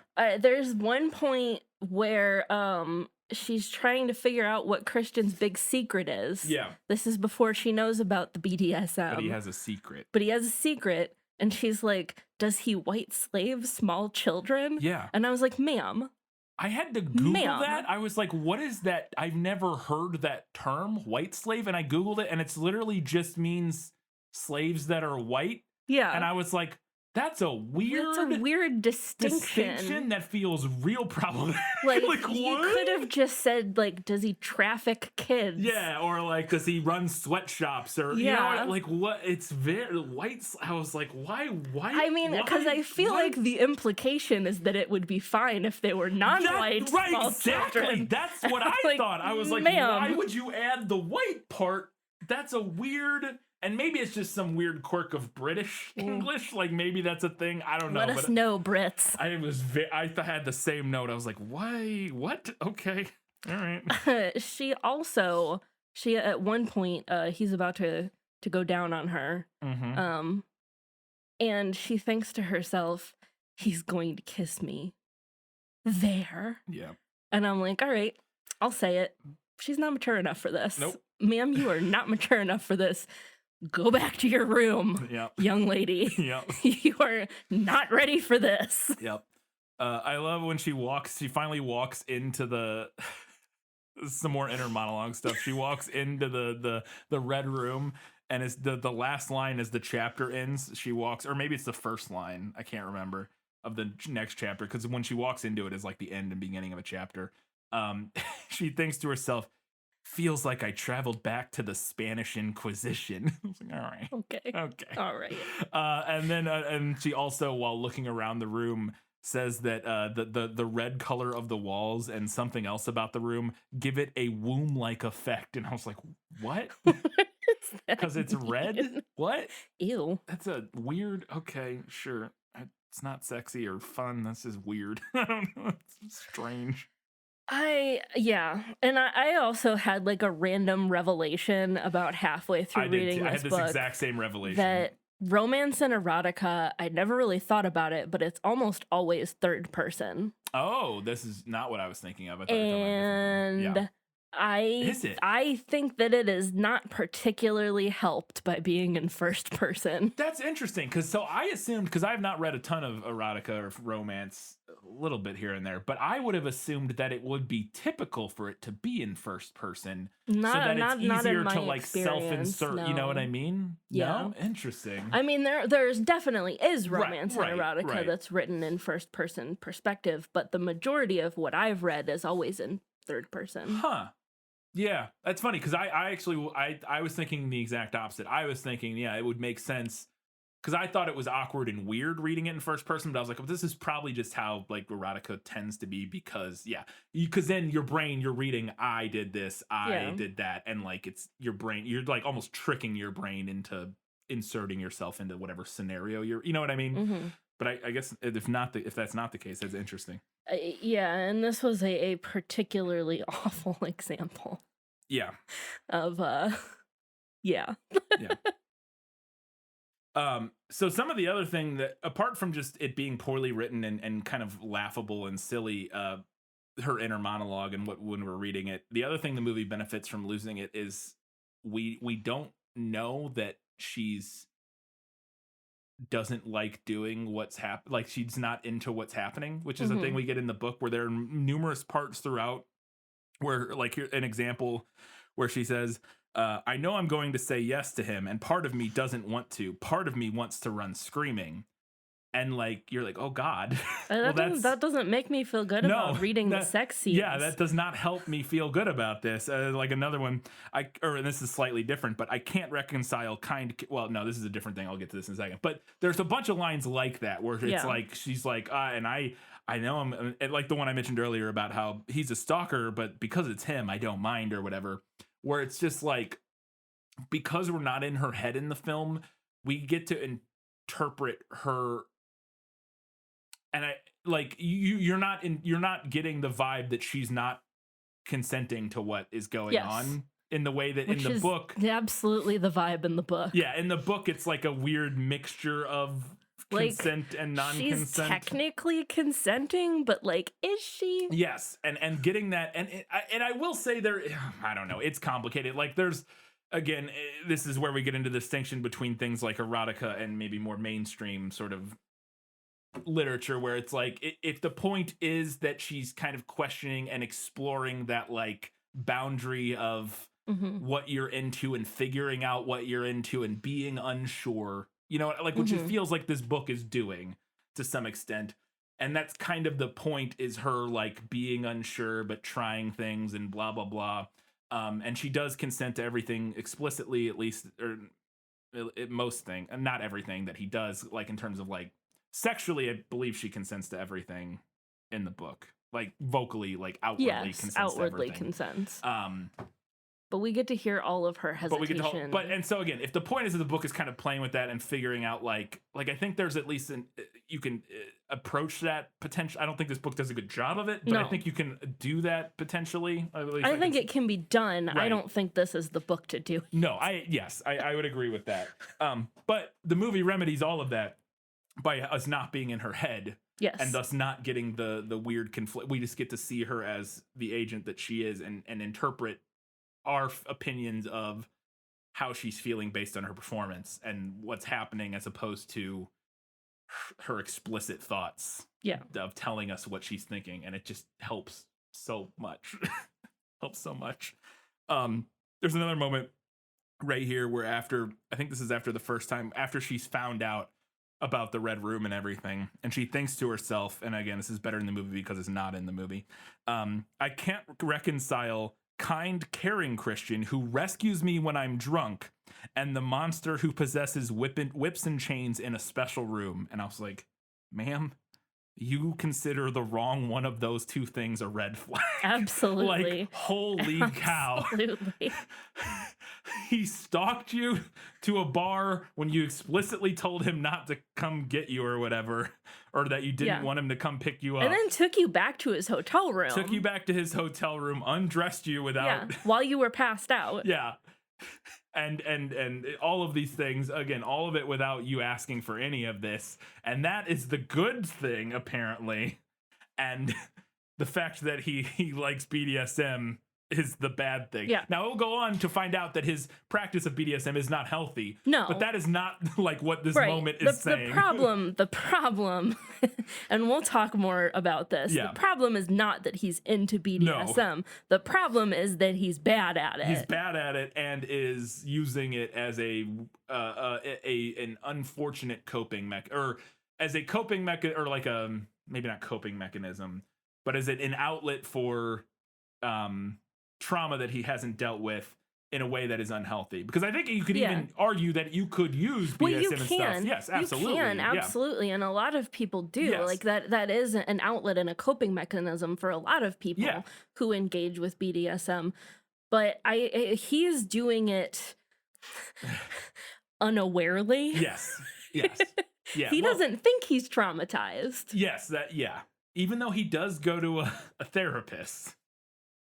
In the book, he talks, which the movie drops that entirely. And I was like, well, a therapist is doing a terrible job. But I'm being facetious a little bit. But because book Christian has all kinds of issues that the therapist is not doing a good job at addressing. But yes, like I said, he's just bad at it. and is doing it poorly. And that is the problem, not that he is doing it, period. Yes. Yeah, obviously. This is a little detail that cracked me up in the in the book that is not in the movie, is that after he makes out with her on the elevator, on the way down or whatever. She gets off the elevator and says, and thinks to herself, I touch my lips, swollen from his kiss. And I was like, you should probably get that checked out. I mean, that's a pretty common. Is that a That's a common way to describe. Okay. Yeah. I didn't notice that because it's pretty common in romance and erotica. Fair enough. Swollen lips. I mean, They if they're kissed for like they're 30 really seconds. swollen, you should. They kissed for like 30 seconds. I don't know. It just seemed like, yeah, fair enough. Oh boy. I will say, and this is, I guess I could have put this in better. Not better in the book. It's not. Because this was like a weird hybrid note I had for this one specific line that I was like, God, I'm so glad the movie is so much better for not having to read E.L. James' prose, as we mentioned. But there's this line in the book where Anna thinks to herself, honestly, his surname should be Cryptic, not Gray. And I was like, oh my God. But I was like, I will say, and maybe I'm being overly generous, that there's somewhat of an honest realism to the way that some of her thoughts are written. They do occasionally, like this terrible line, honestly, his name should be Cryptic, not Gray. It's a terrible line, but it kind of feels like a thing that just normal people would think. Not everybody, I guess that's what I'm saying. It's like not everybody is like a brilliant wordsmith. Yes. And so some people just think kind of boring, dumb things all the time, including myself, like including most people. We're not all eloquent and verbose at all, and wordsmiths at all times. So it makes sense that. But again, I don't know if that's a good defense. It's just because initially I was like, oh, it's so stupid. I read that line, I was like, oh my God, another one. But then I was like, maybe like I could see my dumb brain thinking something like that. I would never say it out loud. She doesn't. Sure. I don't know. All brains think really dumb things, at least sometimes, but you have to assault me with it in your book. I guess that's the point. Yeah, people don't prefer to read the dumb. Yeah. I guess that's a whole different discussion of of how to write dialogue and thoughts and whatnot. And realism is overrated because nobody wants to actually read realism. And that's fair. And that's totally fair. It is just, I don't know. My brain took a sidetrack there because I was tired of reading. Anyways, I have this in better in the movie. You had this in the movie, nailed it. I only put this in better in the movie because I thought that the movie made a slight change to it that I enjoyed. At one point, so Kate and Elliot are now dating as well. Elliot is Christian's brother. And they're all together, like they all kind of Christian and Anna come home from his place and are at their apartment, and Elliot and Kate are there, and Elliot goes to leave, and as he's leaving he turns to Kate and says, "Laters, baby." And in the book it's said that this melts Kate, that she's like, oh, and I was like, okay, maybe in 1950 laters, baby, what I don't know.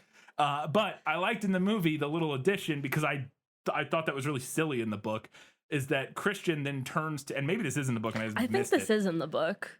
Okay, I missed it then, because he turns to Anna and says, "Laters, baby," like sarcastically, and like kind of like rolls his eye, like a little joke between them, and I liked that because I thought it was really stupid in the book, but apparently I guess that does come from the book, so never mind. Movie nailed it then, I guess. I just put it in the wrong spot. I really like the helicopter scene in the movie. I think it's really cute. You had it in movie nailed it. I only have it in better in the movie because when he buckles her in, I thought that was kind of hot. I thought it was well shot and like it was more effective than what it was sensual. Than it was reading it. So I put it in better in the movie because of that. And then we get some great bangers from the year 2011. I can't even remember what it played. It's some pop song from 2015 when this came out. Another line from the book that the movie cuts that I thought was really good is, at one point he says to her, "I'm fully aware this is a dark path I'm leading you down, Anastasia." And I was like, what, dude? It really should not be. Like, practicing consensual BDSM is not a dark path. That is just a path. It's just a path. Like, what? It's just a path. Calm down, edgelord. Yeah. I honestly, though, at some point during this book, I started imagining all of his lines in the voice of Christian Bale's Batman. I was just gonna say the same and that helped a lot. Which is what Anastasia does in the bathroom scene when she's like, "Oh, get away from me." Anastasia, it's a dark path I'm leading you down. Yeah. Oh my God, it's amazing. Okay, so let's talk about Anastasia being a virgin, Oh, God. or an uber virgin. Yes. An Uber version. Yeah. Okay, so the movie tones this down a lot, as we said. Yes, yeah. They basically just have like a short exchange about the fact that she's a virgin, and he's like, "Well, why have you not?" Yeah. And she's like, I don't know, I just haven't. I've been waiting. Yeah, She I've says been something waiting. about waiting for. It's just cheesy, but Yeah, whatever. whatever. Way better than what's in the book. So there's a lot of stuff in the book about Anna not just being inexperienced, right? And very inexperienced. Like, not just that she has not had sex, she's never dated anyone, Yeah. she's never kissed anyone, she's Never never held held hands hands with with anyone. anyone. And there's nothing wrong with that. No. Anna thinks there is. Yes. Quite frequently through the book, we get lines like, "Sometimes I wonder if there's something wrong with me." For the first time in, that can't be right, 29 years? It can't be 29. That She's can't like be 29. 21 She's or like 22 or something like that. It's probably 21. For the first time in 21 years, I wanted to be kissed. Now I see what all the fuss is about after they have sex. She thinks that so I have a lot of notes here and a lot of thoughts. Yeah. So first off, this is aphobic. Yeah. All of it is. Yeah.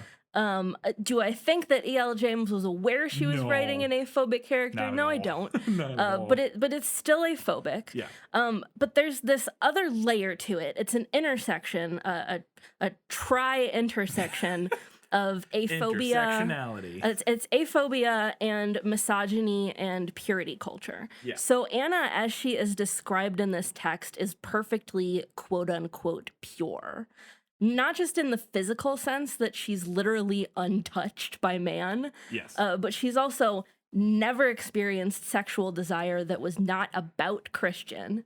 Yeah, honestly, yeah. Yeah. Specifically stated. As described by her, Yeah. she has never experienced this before. She's never masturbated, and that's not a problem in real life, but the problem with that in this narrative is that it is a heralded ideal. Right. It's weird and icky and gross. Yeah. It's a non-literal variation on the born sexy yesterday trope. Yes. Which is a trope that often appears in sci-fi. Yep. A good example for somebody for Born Sexy Yesterday, if you've seen, if you need a separate example specifically from sci-fi, the number one example that always comes to everybody's mind is The Fifth Element. Mm-hmm. The character in that, she is cloned, or what, it's been a long time since I've seen The Fifth Element, but she pops out of the machine and knows nothing, but she's incredibly avarice and sexy, and lands in Bruce Willis's cab, and Yeah. what goes from there. And yes, there's a video essay we've watched on it that's really good. But yeah, I don't know if you're going to go into the details of what the Born Sexy thing is. But. Well, I wasn't going to go into it a whole bunch, Anyways. but basically it's this idea of a character that is pure and inexperienced and knows nothing of sexuality, but is also at the same time Eager. very sexual and eager. Yeah. And thus all of that is now reserved for our hero, who Yes. is the man who has awakened this in her. Yep. Insert commentary on how men want to date customizable blank slates. You weirdos. Yeah. And Christian is really into this. Oh, He's super into it in the book. Like, he's mad when she says that she's a virgin. Yes. But then he's super He's jazzed super about jazzed it. about it, He says things like, "Your inexperience means you are mine in every way, and your experience shall continue to be limited." Like, gross, man. Come on. And now, I think, having looked, and I did a bit of research, I think that potentially a good label for Anna is gray ace. Okay. Gray asexual, which, as I understood it from what I looked at, An ironic name in this. yes, it is. Yes, it is. Is a person who is on the asexual spectrum, but occasionally experiences My brain is blanking. Sexual desire. Okay. And I feel like that's potentially an accurate label for her, like a decent label, because by her own description, she hasn't experienced sexual desire up to this point, right? When she met this person. So just real quick, from WebMD, which I'm going to assume is a fairly reliable source on this, sexuality, including gray sexuality, gray asexuality, it's written as one word, gray sexuality, I guess, is unique to each individual. However, some common gray sexual characteristics include not prioritizing sexual attraction when choosing a romantic partner. I would say that does not apply to that specific one. Does not necessarily apply to Anna. Not viewing sex as important, which I would say would. Feeling sexual attraction occasionally, but not often. Showing love and affection for their partner in non-sexual ways like cuddling or talking. So I think 3 of 4 of those fit. 3 of the 4 fit pretty. Yeah. And now, again, I don't think it's a perfect label because I do think, like, I don't think E.L. James intended to write a gray ace character in any way. And because of that, it doesn't fit perfectly. I think she was writing a weird, gross, misogynistic trope. She was writing a male gaze fantasy. Yes. Yeah. But I do think it's a shame because I think that could be a great conflict in a different story. Like, suddenly experiencing attraction and like liking that experience, but feeling like you can't get it from anyone else other than this weirdo who's into like things that you aren't into. Yeah. And I mean, I guess that is part of the conflict, but I think it would be cool if it were purposeful and explored her sexuality in a meaningful way. I feel confident saying that will not be the case. Because you would think that the end of this could be, you know, if that were what the angle E.L. James was writing from, that the sequels to this book could explore that because they are broken up at the end of this. Yes. And that conflict of, oh, I'm not with him, but I'm not finding this attraction or something. Yeah, I'm not finding this attraction that I enjoyed anywhere else. Yeah. Blah. Like, I think that could be interesting. I don't think that's what we're going to get. No. But, like, basically what we have here is she had to meet the right man in order to feel sexual arousal. Yes. He had to meet the right woman in order to feel romantic love. Yeah. So it's just heteronormative trope on top of heteronormative trope. Oh, yeah. Over here. Oh, yeah. And there's some... Talk about heteronormativity. There are some problematic lines that we're going to talk about here before too long, in just a few minutes. The other thing that I did like about this scene that the movie changes that I thought was a lot better, and you mentioned it, is that in the book he's like he flies into a rage. Yes. When he finds out that she's a virgin, which is already weird. Like, yeah, it's weird. Like, initially, it almost feels like a good thing because it's like, oh my god, I could be taking advantage of you, but it very clearly swings the other way so hard that that's not. Like, at first I was like, oh, him being upset that she's a virgin could be good because he's like, oh Jesus, this is not what I'm doing. Like, you know, I am not like, this is not a good idea. This is not going to work. Like, don't have the experience needed for the kind of life that I lead, blah, blah, blah. That is not the way it goes. But he flies into a rage in the book in a way that is horrifying and gross and weird. And the movie softens that to him just being like taken aback and like kind of, the movie's version is like the way that it feels like a more normal version of it, where he's like, oh God, I wasn't, I wasn't trying to court somebody who was like, it wasn't his intention or whatever. And on top of that, there's a line in the book that the movie drops where he specifically calls having sex with her the first time, like having quote unquote vanilla normal sex, as a means to an end, which is real gross. And the movie drops that. In the movie, he just like they go have sex and it feels not gross, at least not nearly as gross. Like, I thought it was like mostly okay, mostly. Again, everything's a sort of shade. Everything's a shade of gray here, but anyways. And also, just to clarify, because we've said this several times, and I think it's obvious at this point, but I just want to specify in case people hear it. Like, at one point, you referred to Christian as a weirdo, and that is not in reference to his sexual proclivities. It's not in reference to his sexual proclivities. Call him a weirdo. It's in reference to the fact that he's like a controlling, manipulative. Yeah. It's not about him being a dom. No. It's about him being a bad dom. Yes. I just want to clarify that people don't, and again, I think it's obvious No. if you listen to our discussion in its entirety, but anyways. But speaking of the sex scenes in this movie, they benefit enormously from not being written by E.L. James. Oh my God. Oh my God. Oh my God. Like, her sex writing, it's not gross. Not in the same way that like nothing got to me the way that scene from The Godfather did. Yeah, that was gross. You can go check that out. I think did we put that on Facebook or it's on YouTube? Maybe we'll share a link or whatever. Anyways, but it's in our Godfather episode. We read a section from that is gross and just hilarious and bad. Just so bad. But yeah, and that's mostly not the case. Yeah, here. it's mostly not the case. But the sex scenes in this book are boring. Yeah, which is a pretty terrible sin for an erotic novel. Like, that's the point, boyo. Yeah. Like, what are we doing here? Yeah, for sure. It's definitely not. It's not ideal. It's not the most exciting, thrilling sex scenes in the world. For sure. And now, to be fair, erotica does not benefit from reading it with no intent to be aroused. That was my big thing where I was trying to. It's really hard reading. That was one of the things that I realized very early, like reading through like their first sex scene or whatever. I was like, okay, I gotta at least give a little bit of the benefit of the doubt here that erotica is not designed to be read critically, or like sex scenes specifically in erotica are not designed to be read critically while not aroused on a Sunday morning while you're drinking coffee, like necessarily. Like that's not the ideal setting and mind space for reading erotica.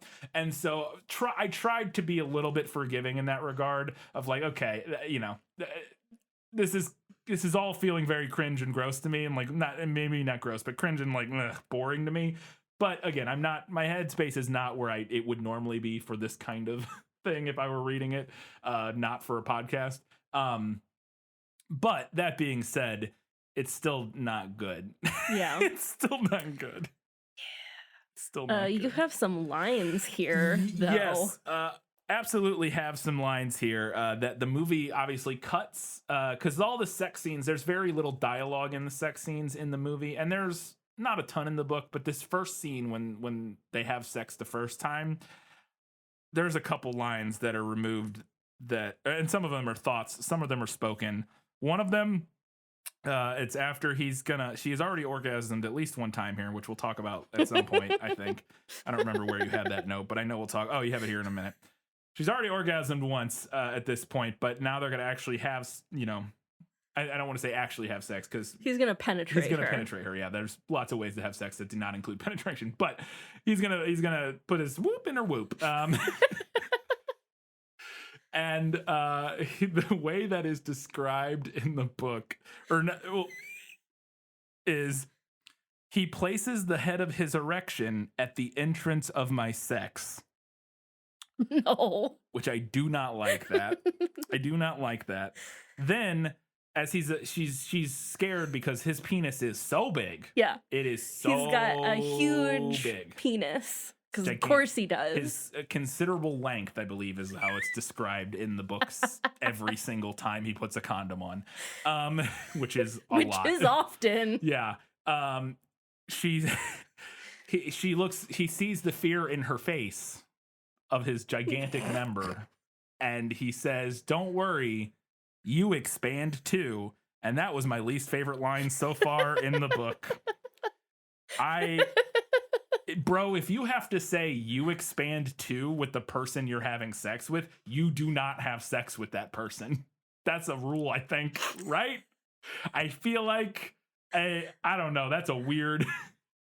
I mean, that is another, like, level of her, like, inexperience and naivete.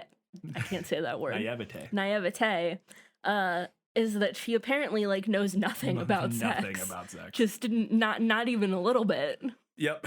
And then so they do start having sex, and then this, going back to the discussion you just had about her virginity and it being this prize and whatnot.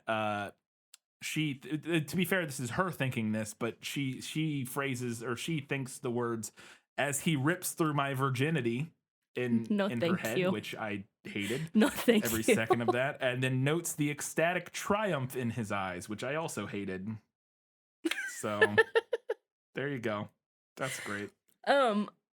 Also, on the subject of E.L. James sex scenes, I could have gone 100 million trillion years without knowing that E.L. James has a foot fetish. Yep. Because it is brought up frequently. Several times. How sexy she thinks naked feet are. What is it about naked feet? And I was like, I don't know. To each their own. To me, nothing. To me, very little. They're just feet. And there's like this whole scene where he bites all of her toes. Yep. And I was like, why? Look, Dad. Yeah, I don't disagree, because I find that's one of those things that I find personally unappealing. Yes. And I know for other people, obviously, and so I have it's whatever. Like, go to town, suck them toes. But it's also just a thing that I'm not a fan of reading about, so it doesn't do a lot for me. So on the subject of her first orgasms, God. So her very first orgasm, she has from nipple play. Literally does not touch anything below the waist. Just the nips. And you know what? Nipples I was willing to buy. But then this book expected me to swallow that this woman had an orgasm from penetration. Her first time being penetrated. Yep. That is nonsense. Seconds, within minutes. Oh my God. Moments after he's inside of her, she's orgasming. Just utter fucking tripe. It's ridiculous. I will say that the book, and this is another one of those moments where I'm like, are we writing this chapter by chapter? And she saw somebody's comment that was like, what the fuck? What the fuck? Because then there is a conversation later in the book where she's talking to Kate about them having sex. And Kate tells her that it took her over a year to orgasm from penetrative sex. And it's like, okay, so you're at least aware that that's like kind of silly. Like, maybe not. Again, it's not like it's impossible. It's not impossible, but it's pretty unlikely. It's pretty unlikely. Yeah. And it just goes towards this weird thing that I'll talk more about in a minute. Yeah. About Anna being like a sex savant. Oh my God, she is a literal sex goddess. She's a sex prodigy. Yeah. And then with no knowledge, she's never like nothing. Nothing. She's just perfect at it right out the gate. She's a sex Mary Sue. Let's just say call it what it is. And then so they have sex, and then she goes to sleep. And he doesn't wake her up to make her go to the bathroom. Yeah. Do not trust this man with pussy. Nope.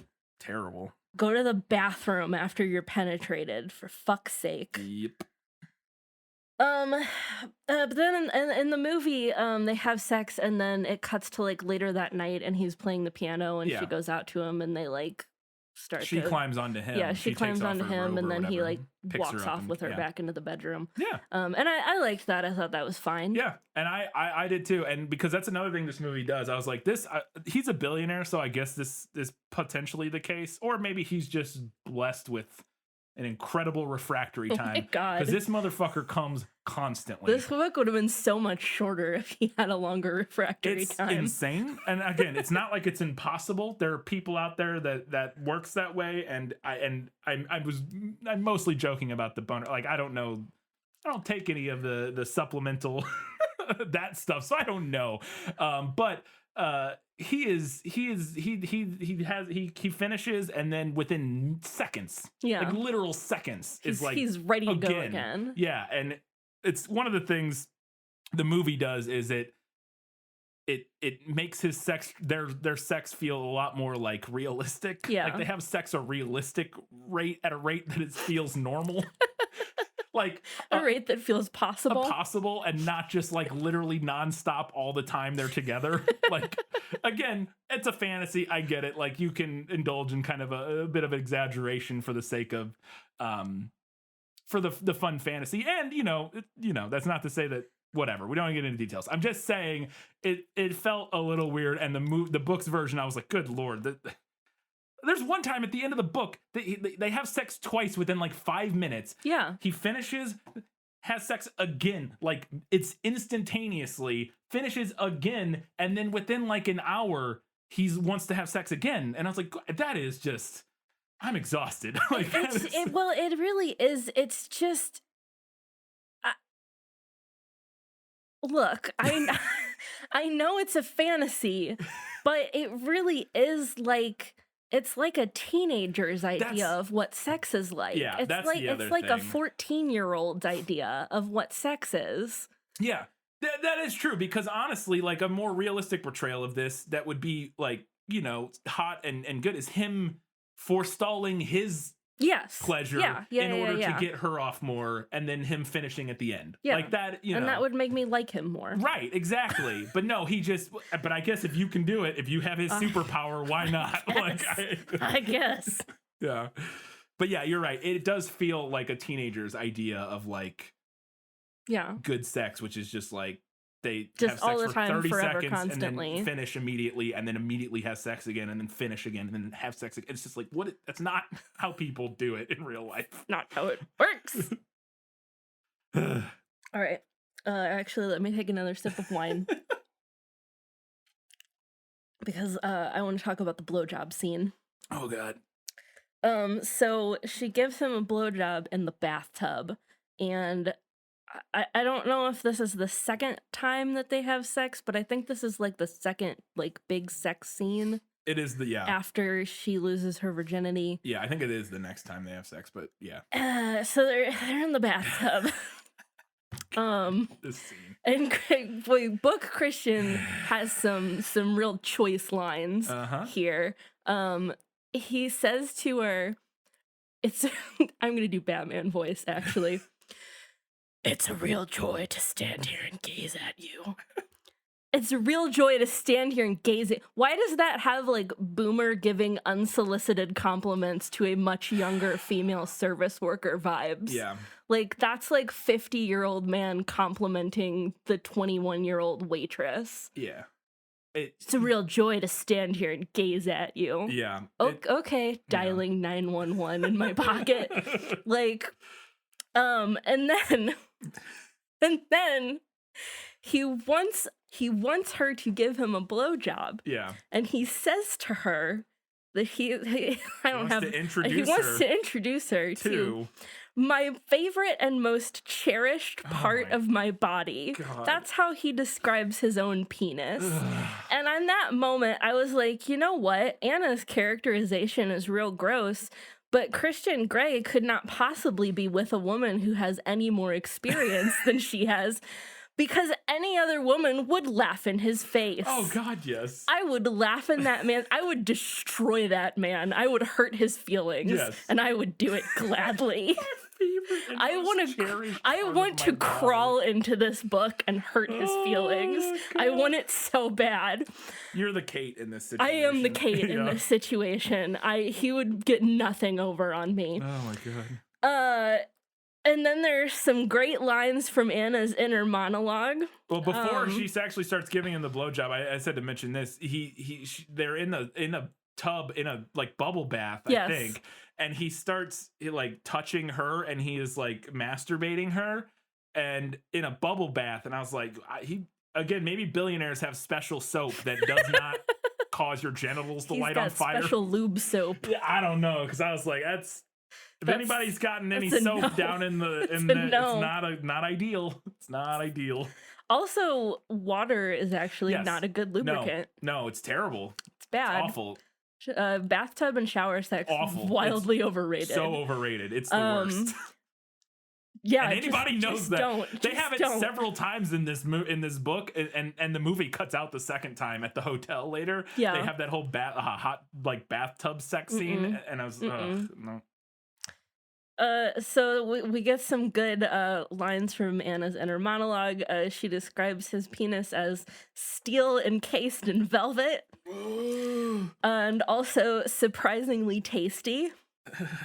This is also the scene where she's mentioned this element before, but there's a recurring motif throughout this moment that really ramps up in this scene, which is Anna referring to her inner goddess, which is like the personification of It's her horny self. sexual desire. Yeah. It's her horny self. She has her inner goddess and her subconscious, which her subconscious is her like her self-doubt. Yeah, her like reel it in aspect. Her inner goddess does a merengue in this scene. Oh, is that this one? Yeah, that's I this did a one. merengue. The salsa meringue, whatever. Yeah. So she's giving him a blowjob, and she's doing a very good job. She's the throat goat instantly. and Christian's like, oh, how far can you go? And I'm like, well, yeah, blowjobs are all about deep throating. Yep. Yes, you're right. Again, it's like a teenager's idea of what good sex is. It really is. It really is. And then we got the line, I posted this on my Twitter. Oh, God. We both made a very all caps notes about this. I had to put the book down after I read this line and like walk away from it for a while. Yep. And she says, he's my own Christian Grey flavored popsicle. First of all, absolutely not. Can't see me. I'm violently shaking my head right now. Absolutely not. Second thing though. So I had an initial reaction to that line, and then I was thinking about it later. Yeah. And here's the thing. Here's the thing. That popsicle line is funny if this story stars alternate universe versions of Edward and Bella. Oh, shit. It's a wink. It's a cheeky reference. You're right. But without that context, it is simply horrible and cringe. You were absolutely correct. Yes, I know. I'm right. I did not even consider that, but that makes perfect sense. And it actually ties in. I had a note later, or from earlier in the book that I had somewhere later, about when she's holding hands with them after the coffee shop scene and they're like walking down the street. She's talking about his long, cold fingers. And I was like, is he a vampire? And I didn't even think when I wrote that note about the context of that fact that he was a vampire. That's amazing. That's amazing. Yeah. But anyway, so she sucks him off to completion. And swallows. Nancy Reagan ain't got nothing on her. I absolutely refuse to believe that she sucks him off to completion and swallows her first time giving oral. How dare you? There is not enough suspension of disbelief in the world for me to believe that. And she doesn't have a gag reflex. Of course not. He's like, oh my God, you don't have a gag reflex. Like, what the fuck is happening? What am I reading? If I didn't know any better, I would think that a man wrote this book. It feels so much. It is so male gazing. Yes, it's insane. It is wild. Awful. It's wild. So back to the movie. Yeah. Something that I liked about the movie was doing a montage over reading the contract. Yes, I had the same note. I thought that helped speed things along a lot. Yeah, because in the book I was like, oh God, I'm already tired of reading this contract. Because it's literally the contract went on forever. It's you just read the whole contract in its entirety, which I get why you would include that in the book, but it also I was like, it goes on forever, and it just wasn't that interesting to me. It's not like it's just like, okay, great. It was not interesting and just horrifying. Yeah, and also I was reading it in the book, I was like, apparently Christian also has a legal kink because this contract is a lot. It is so much going on there. And again, I want to stress that it's not that he's into BDSM. No. And there is an aspect to this. How do I even want to say this? If both parties are consenting and enthusiastic in something like this, it's not a problem. Oh yeah, and nothing that's in this contract is a problem. No, nothing in the contract. No. If both parties enthusiastically consent. Yes, and had arrived mutually at it. Yes. Which, now, to be fair, the book does at least, or he does at least be like, we can negotiate all these things, but we'll get into more details. But yes. I think everything in the contract would be fine. It is missing some things in I had a note here about not a single thing about aftercare anywhere in that entire contract. Not a single thing about aftercare. Okay, all right. But the movie also dropped some of the more stuff that I felt was more infuriating in the Yes. contract within the context of this Within story. the context of the story, yes. Within the context of this is a document that he gave ready-made to her. Yeah, it's that- seemingly his pre-made, like, this is the contract I use with every sub that I'm in a relationship with or whatever. So that he gives to her, again, her being incredibly inexperienced. Yeah. Even if she wasn't, I still think some of these things are things that you would not put in a like baseline contract like, for this yes, sort of I thing. agree. I think a lot of the things in here are things that should be discussed. Yeah. But the things in particular that you mentioned that the movie cuts. the things in particular that I think we both felt the same way about and that the movie cuts out are things related to lifestyle outside of like the bedroom of the playroom, as it were. Things relating to, like, for example, he wants her to only eat foods off of a specific list. He wants her to exercise a certain number of hours every day. He wants her to get a specific number of hours of sleep at night. He wants her to wear particular clothes, etc., etc., etc. Yeah. The thing that stuck out to me about that, the clothes thing, a little bit less. A little bit less so. In particular, the food really made me mad. In particular, but also the exercise and the sleep thing. To me, and I'm happy to be educated differently. If there are people out there who want to, or at least I'm happy to hear other thoughts. But at least to me, I would be extremely skeptical and weary of any dom who put things like sleeping, eating, and other like normal, like personal. Like things you need to do to live or whatever in like a baseline contract set of rules. To me, those should be things that are sub requested. I agree. Those would be things that the sub comes to the dom and is like, I would like to have rules about what I like, and can be a perfectly normal, fine thing. But to me, those feel like things that if they're already in there, from the dom's perspective, without any input from the sub, feels like a big warning sign to me. I have to. That again, be happy to hear otherwise, but to me that felt. I was like, that's not. I don't like that. Again, if the sub comes in and is like, I want rules about how much I should eat and sleep and stuff, because for some people that can be a healthy way to practice boundaries and healthy habits in their life or whatever, and it can be a way for them, and that totally fine. Go to town. But that should be coming from the opposite direction that it is in the book. And he really brushes her off about some of her concerns with stuff in the contract too. Oh God, yeah. I like anal sex, for example, concerns about punishments. I don't think he should be debating her over her soft limits at all. Not at all. I think that's a huge red flag. Like she says she doesn't want to do anal, and he's basically like, well, I would really like to, so I think we should leave that on the table for now, or something like that. Like, she said no. She said she wasn't interested in that. That's part of the deal. And then, like, her hesitation over, like, corporal punishment, he literally tells her, goes with the territory, and this is part of the deal. No. Literally no. It doesn't have to be. You are discussing, presumably, what she does and does not want to do. She doesn't want to do that. Yeah. What's not clicking? I don't know. It's very bad.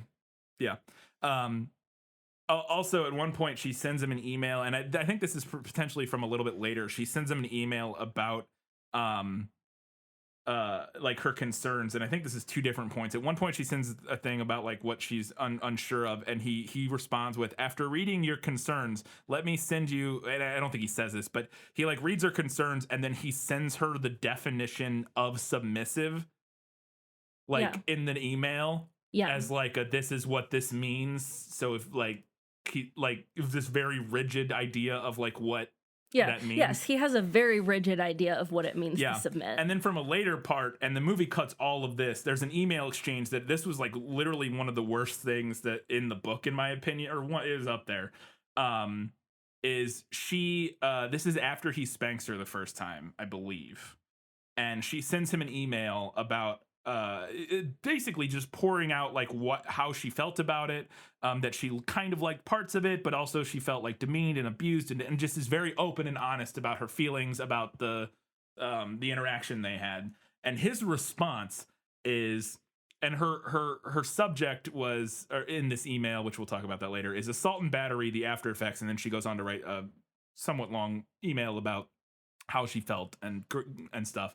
And then he responds with interesting, if slightly overstated title heading, which again, they're being cheeky and fun, whatever, because even her subject was like a joke. I don't think, yeah, but whatever, still weird. But to answer your points, so you felt demeaned, debased, abused, and assaulted? How very Tess Derbyfield of you. I believe it was you who decided on the debasement, if I remember correctly. Do you really feel like this, or do you think you ought to feel like this? Two very different things. If that is how you feel, do you think you could just try to embrace these feelings and deal with them for me? That's what a submissive would do.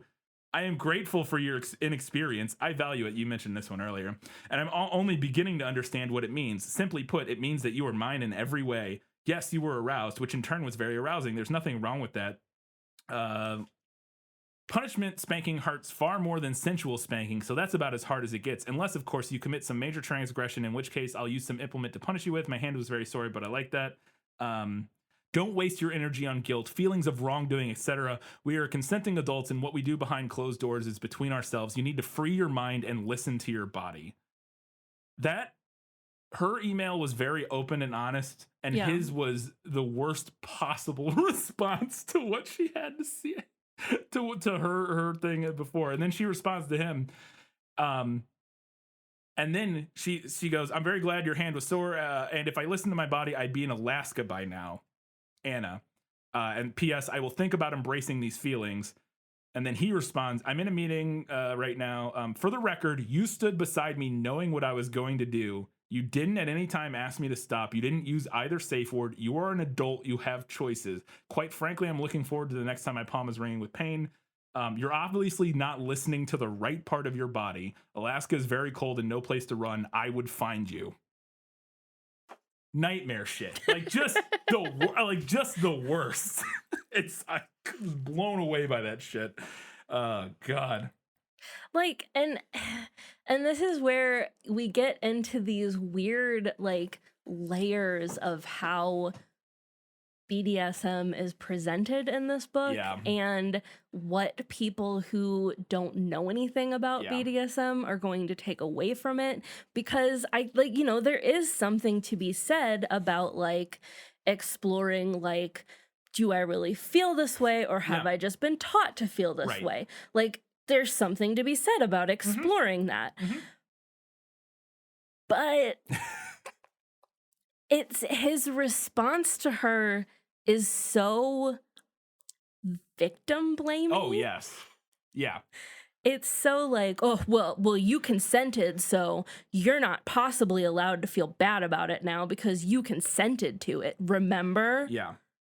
Well, it's just awful. Yeah. There's also a whole nother layer that I don't want to get into too much, but this probably makes as much sense as any, or as this point makes as much sense as any to get into, because I do think, and you mentioned it earlier, that part of the problem is this is erotica that went mainstream in a huge way, and that kind of creates issues, because I even think that, and I'm less sure of this after having watched like one interview with E.L. James, but I think that because there's plenty of erotica and fan fiction and whatever out there that explores things that get in a different context would be bad. Like were it to happen in real life would be bad. There's consensual non-consent erotica. There's all kinds of stuff that where characters are violated or whatever, and it is in a setting in where that is the point, and it is a fantasy, and that is what people are going into it looking for. And the fact, like, so if this was an example of that, the fact that Christian is an abusive asshole could potentially be the point for some people. Like they want to explore that idea and the danger and sexy fun of it. And fiction is a safe way to do that. Right. And explore that in a way that is safe and fun and thrilling or whatever. And that's its own thing, and that can exist and can be fine, and a totally valid and fine way to explore those things. The issue where it becomes difficult with this book is that because it then left the context of explicitly searching out CNC on a on a porn fan fiction board or whatever, and showed up on the bookshelves at Barnes, and Noble. And not just on the bookshelves, in the center displays. Yes, and it doesn't have, and that's the other thing, stuff like CNC and whatever, which just stands for consensual non-consent, and other things like that, you know what you're getting going into it. The people seeking out that media know what it is they're reading and why. Whereas with this book, it doesn't have a thing at the beginning saying, oh, by the way, the relationships portrayed in this are purely fantasy, and if you're in a relationship that looks like this, you should think about it and get to, you know what I mean? Yeah. It doesn't have a warning at the beginning, like sort of addressing the issues of what it is depicting, and not that all sort of erotica has that. But again, to me, it feels like there's maybe a difference between going out and seeking erotica in a place where you know exactly what you're getting versus picking up the book you heard about on the Today Show about a fun, sexy relationship and then reading that, not realizing what it is. Oh, again, absolutely. And that's all assuming that this book even knows and that E.L. James even is aware that what is written in here is problematic, quote unquote, in that way, that it is abusive and bad. That's just assuming that she's aware of that and the book's aware of that. If it's not aware of that, that's a whole nother layer of issues. And again, I'm undecided on whether or not that's the case after having read the book and watched an interview or two. So. Well, and I think the other layer of issue with everything you've said with something like that going so mainstream, and I've seen this concern like expressed by others, is the idea that it opens the door to people who are abusive. Yeah. To bad doms, to abusive doms, you know, to people who want to act like this. And it opens the door for them to find people who don't know any better. Yeah. Yeah, just create a bunch of Anastasia Steeles. Great. Fantastic. I was aghast reading this. I was like, what he is asking for is fairly extreme. Yeah. He's asking her for a 24/7 DS dynamic with rules that involve lifestyle changes. And he is asking that of someone who's not already into the idea of it. At all. He is asking that of someone that he is openly trying to convince to be a part of this lifestyle in any way. Yeah. And that's a huge fucking ask. Like, go find a girl who wants to be a sub, my dude. Yeah. Like, they're out there. Well, and that's the thing. He's had 15 of them or whatever. Yeah. And so and they were all incompatible with him. Oh, I wonder what the common denominator was, Christian. Yeah, that's true. I bet the book. Yeah, absolutely. Yeah, I wonder why all 15 of them didn't work out. Yeah. Gee whiz, wonder why. Like, and he keeps saying that it's consensual and he's not forcing her, but like he kind of is. Oh yeah. He knows that she wants him and he's leveraging that. Oh, and I had a note too.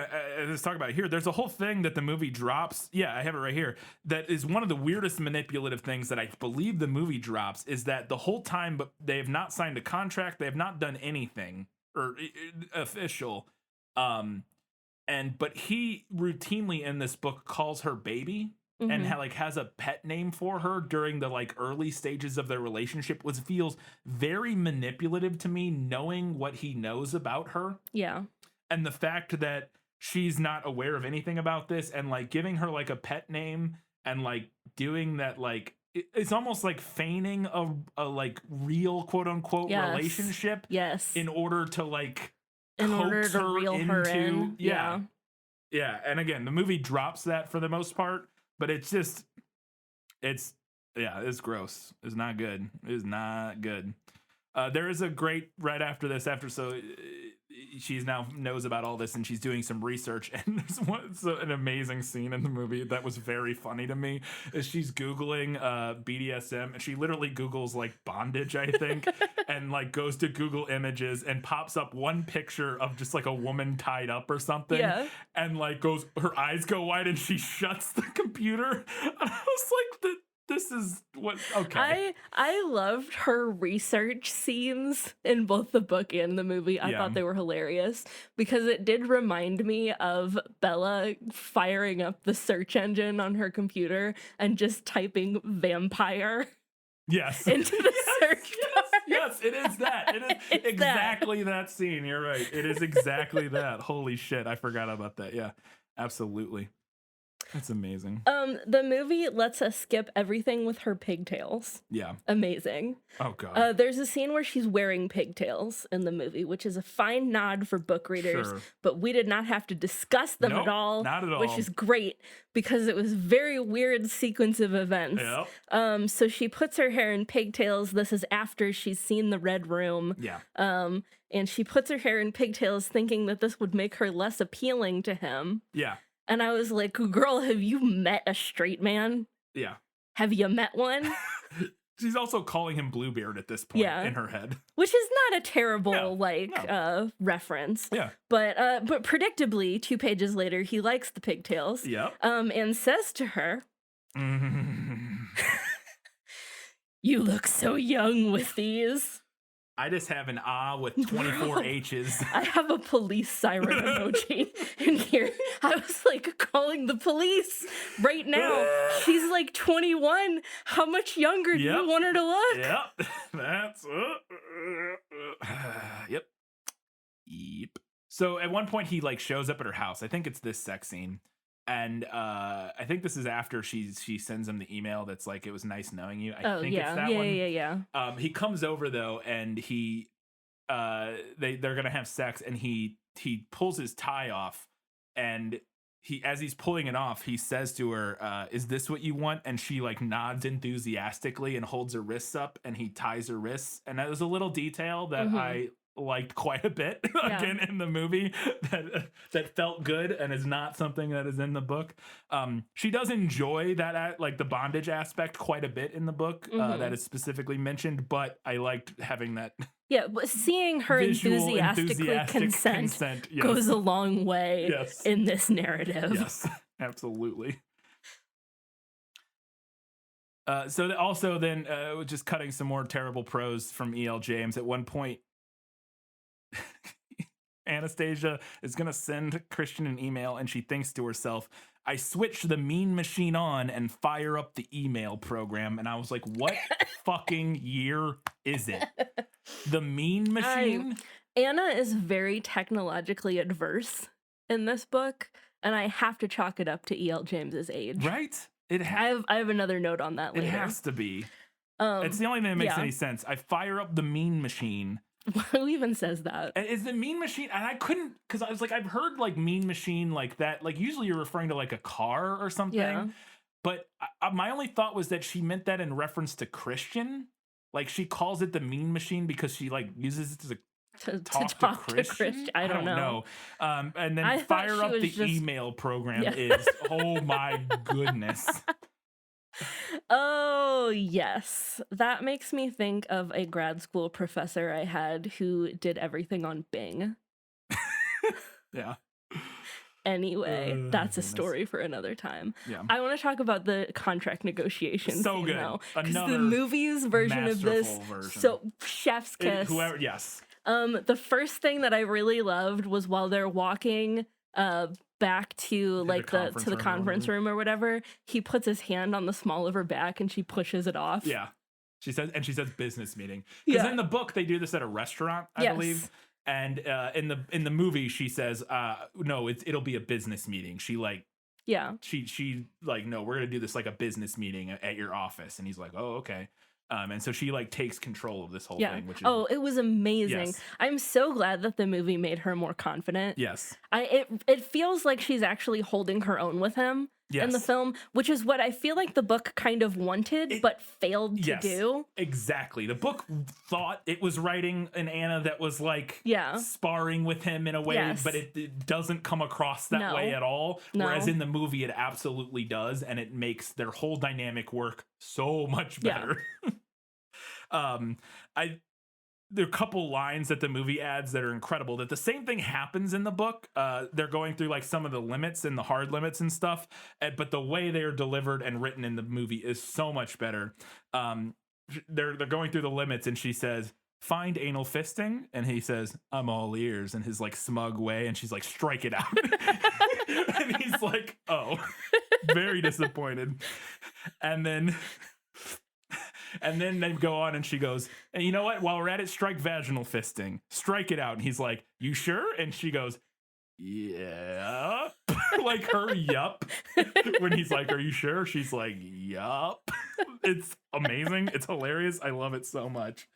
And then at the end of the scene, he's like talking about how she's like, "Oh, I can tell you don't want to leave. You're all," which he does in the book. You're all hot You're and all bothered. hot and bothered. Blah blah blah. I can tell by how your thighs are pushing together or whatever. And your face is flush and blah blah blah. Just some cringe stuff. And I can't get over how cringy Christian is. He's just the worst. He's the worst in the book. Much better in the movie. Again, he's maybe part of that's Jamie Dornan is just like a handsome, charismatic guy, but whatever.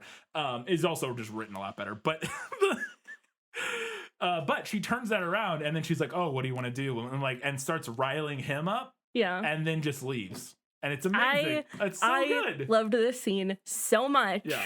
Because here's what I got out of this scene. Oh, yeah. And you said this, and I was like, oh, my God, you're right. You're absolutely correct. He wanted a submissive, and what he got was a brat. Absolutely. He got a brat. Yeah. Don't be mad about it, sir. Yeah. Enjoy the fact that you now have a brat. That's such an amazing change. Whoever's idea that was, like the writer or whoever who's like, okay, here's how we fixed it. That just brilliant. Just like you said, chef's kiss, brilliant change. It's amazing. So back to the book for a minute, unfortunately. So the book talks quite a bit, Anna thinks quite a bit about how she's turned on by parts of the BDSM lifestyle and the stuff that they do together, but there are other parts of it that she doesn't like, right. Blah, blah, blah. And I feel like the book fails to acknowledge some kind of key things. One, you're allowed to be turned on by some things and not others. Yeah. You're even allowed to be turned on by stuff you wouldn't necessarily want to do in real life. Mm-hmm. All that's fine. It's all allowed. Two, this BDSM, it doesn't have to be all or nothing. Yeah. Like you can have an otherwise quote unquote vanilla relationship and also engage with aspects of kink. That is also fine and allowed. And the narrative so far, at the point that I made this note, wasn't acknowledging any of the gray areas, which I felt was ironic. And I hope that the arc is that they end up at some kind of happy medium. I don't know. I gotta assume that's where it goes. I have to assume that's where it goes, which I also think even that can be maybe problematic. Like this like weird centrist position of like, well, we have this extreme is because I think like if he was a good dom practicing, if he was a good practicing dom and with people who were educated and knew what, like he can do all of these rules that he wants and live a 24, like that's fine, go do that. It does sort of feel and her, you know, if she whatever the other end of the spectrum she wants to live on, that's fine too.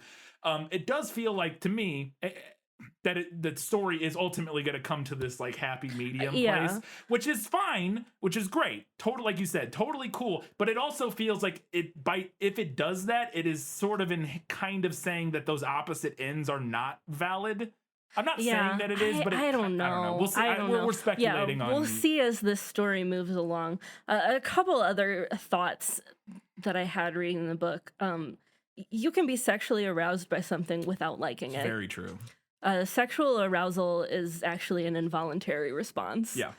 So you can get sexually aroused from something and still that doesn't mean that you like it and want to do it again. Not necessarily. Also, a person wants someone or wants to do something, but like deep down is a pretty common trope in romance and erotica. It's like hidden down in there. And it has to be revealed. I just don't think that this book does it particularly well. No, I would agree with that. A note that we both had during the contract negotiation that we both liked was a change is that in the book Anna suggests this, but the movie switches it to Christian suggesting that they add a one night a week they go out on a date. Yeah, like a normal date, quote unquote normal date. They go to the movies or to something dinner like or something. Yeah, something the normal that she wants. Yeah, and he's the one who proposes that in the movie, whereas in the book she's pushing for it, and he like gives into it basically. Yeah, and I liked having him propose that. Again, shows that he's trying, and there's give and take and whatnot, that sort of thing. And then at this point, watching the film, I realized that we seemed to have mostly lost his weird thing with food. Yes. And I was very happy about that. Yep. He has this recurring thing throughout the book where he demands that she eat. Yeah. A lot. He's like, have you eaten? Eat. Eat. Blah, blah, blah. And he gets mad when she doesn't want to eat and like yells at her. And he says, I have an issue with wasted food earlier on. And we find out eventually that this is also deep-seated in childhood trauma because he was a literal starving orphan. Yes. He was like a Dickensian orphan. But it was also like extra infuriating in the book because he keeps ordering food for her and then getting mad when she doesn't want it. Yeah. Bro. Yeah, it's bad. It's bad. I was also glad that we got to skip the stuff in the book about her having her very first wet dream. This was a very confusing sequence for me to read because it was at the end of one page flipping to another page. And the book was like, I didn't know I could dream sex. And I was like, okay, I get not having had a wet dream, but you've never even heard of the concept of like dreaming about, And then I flipped the page and it seemed like she just hadn't had one. And I was like, that was very confusing. Yeah. And that's the dream where she, because originally I didn't realize it was a dream. Yeah. And I thought it was just real. And she, it's where she dreams about the brown braided the riding crop. Yeah. Which the movie does reference later, but not with doesn't have the scene that sets it up because she tells him about this dream in the book. Yes. And then he gets that riding crop for the scene. Yeah, and then like later. Mimics the dream for her. Basically. Some other things the movie cuts, a whole line of them here. We're going to bang through them as quick as possible because boy, oh boy, we're like halfway through our notes and we've been going for 2 hours. The movie cuts the fact that Christian randomly drug tests all of his employees because he's vehemently anti-drug. Like you do. So he's a bad dom and a bad boss. Awesome in the book. Red flag. Yeah. The movie cuts how obsessive he is with her responding to him, like at least mostly.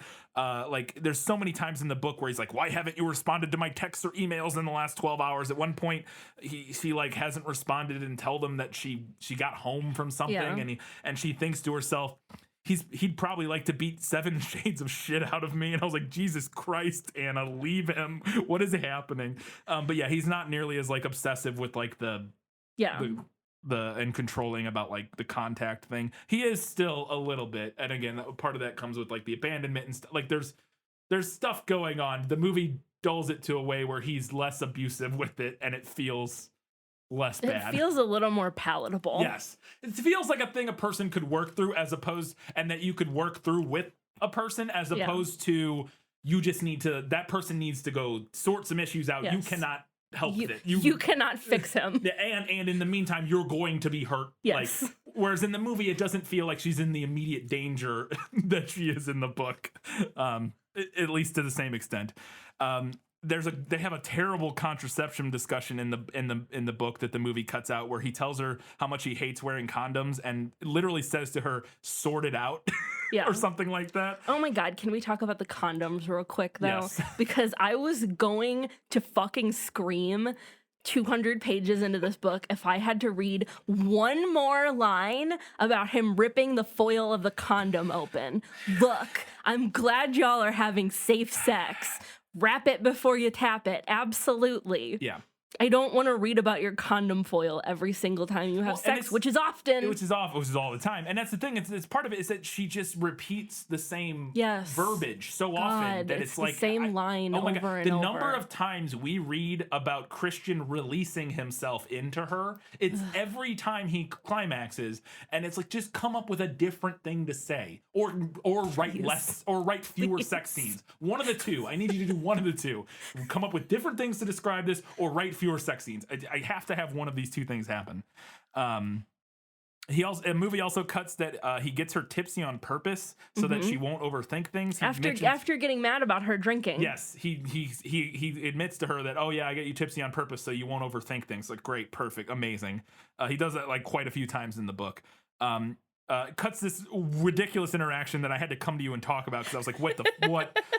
They're having an email interaction, and she makes a joke. She says to him something about rules, schmools, whatever with your rules. And he responds to her, schmools? I'm not sure where that is in Webster's dictionary. And she responds, which is a stupid, oh my God, just dumb. Whatever.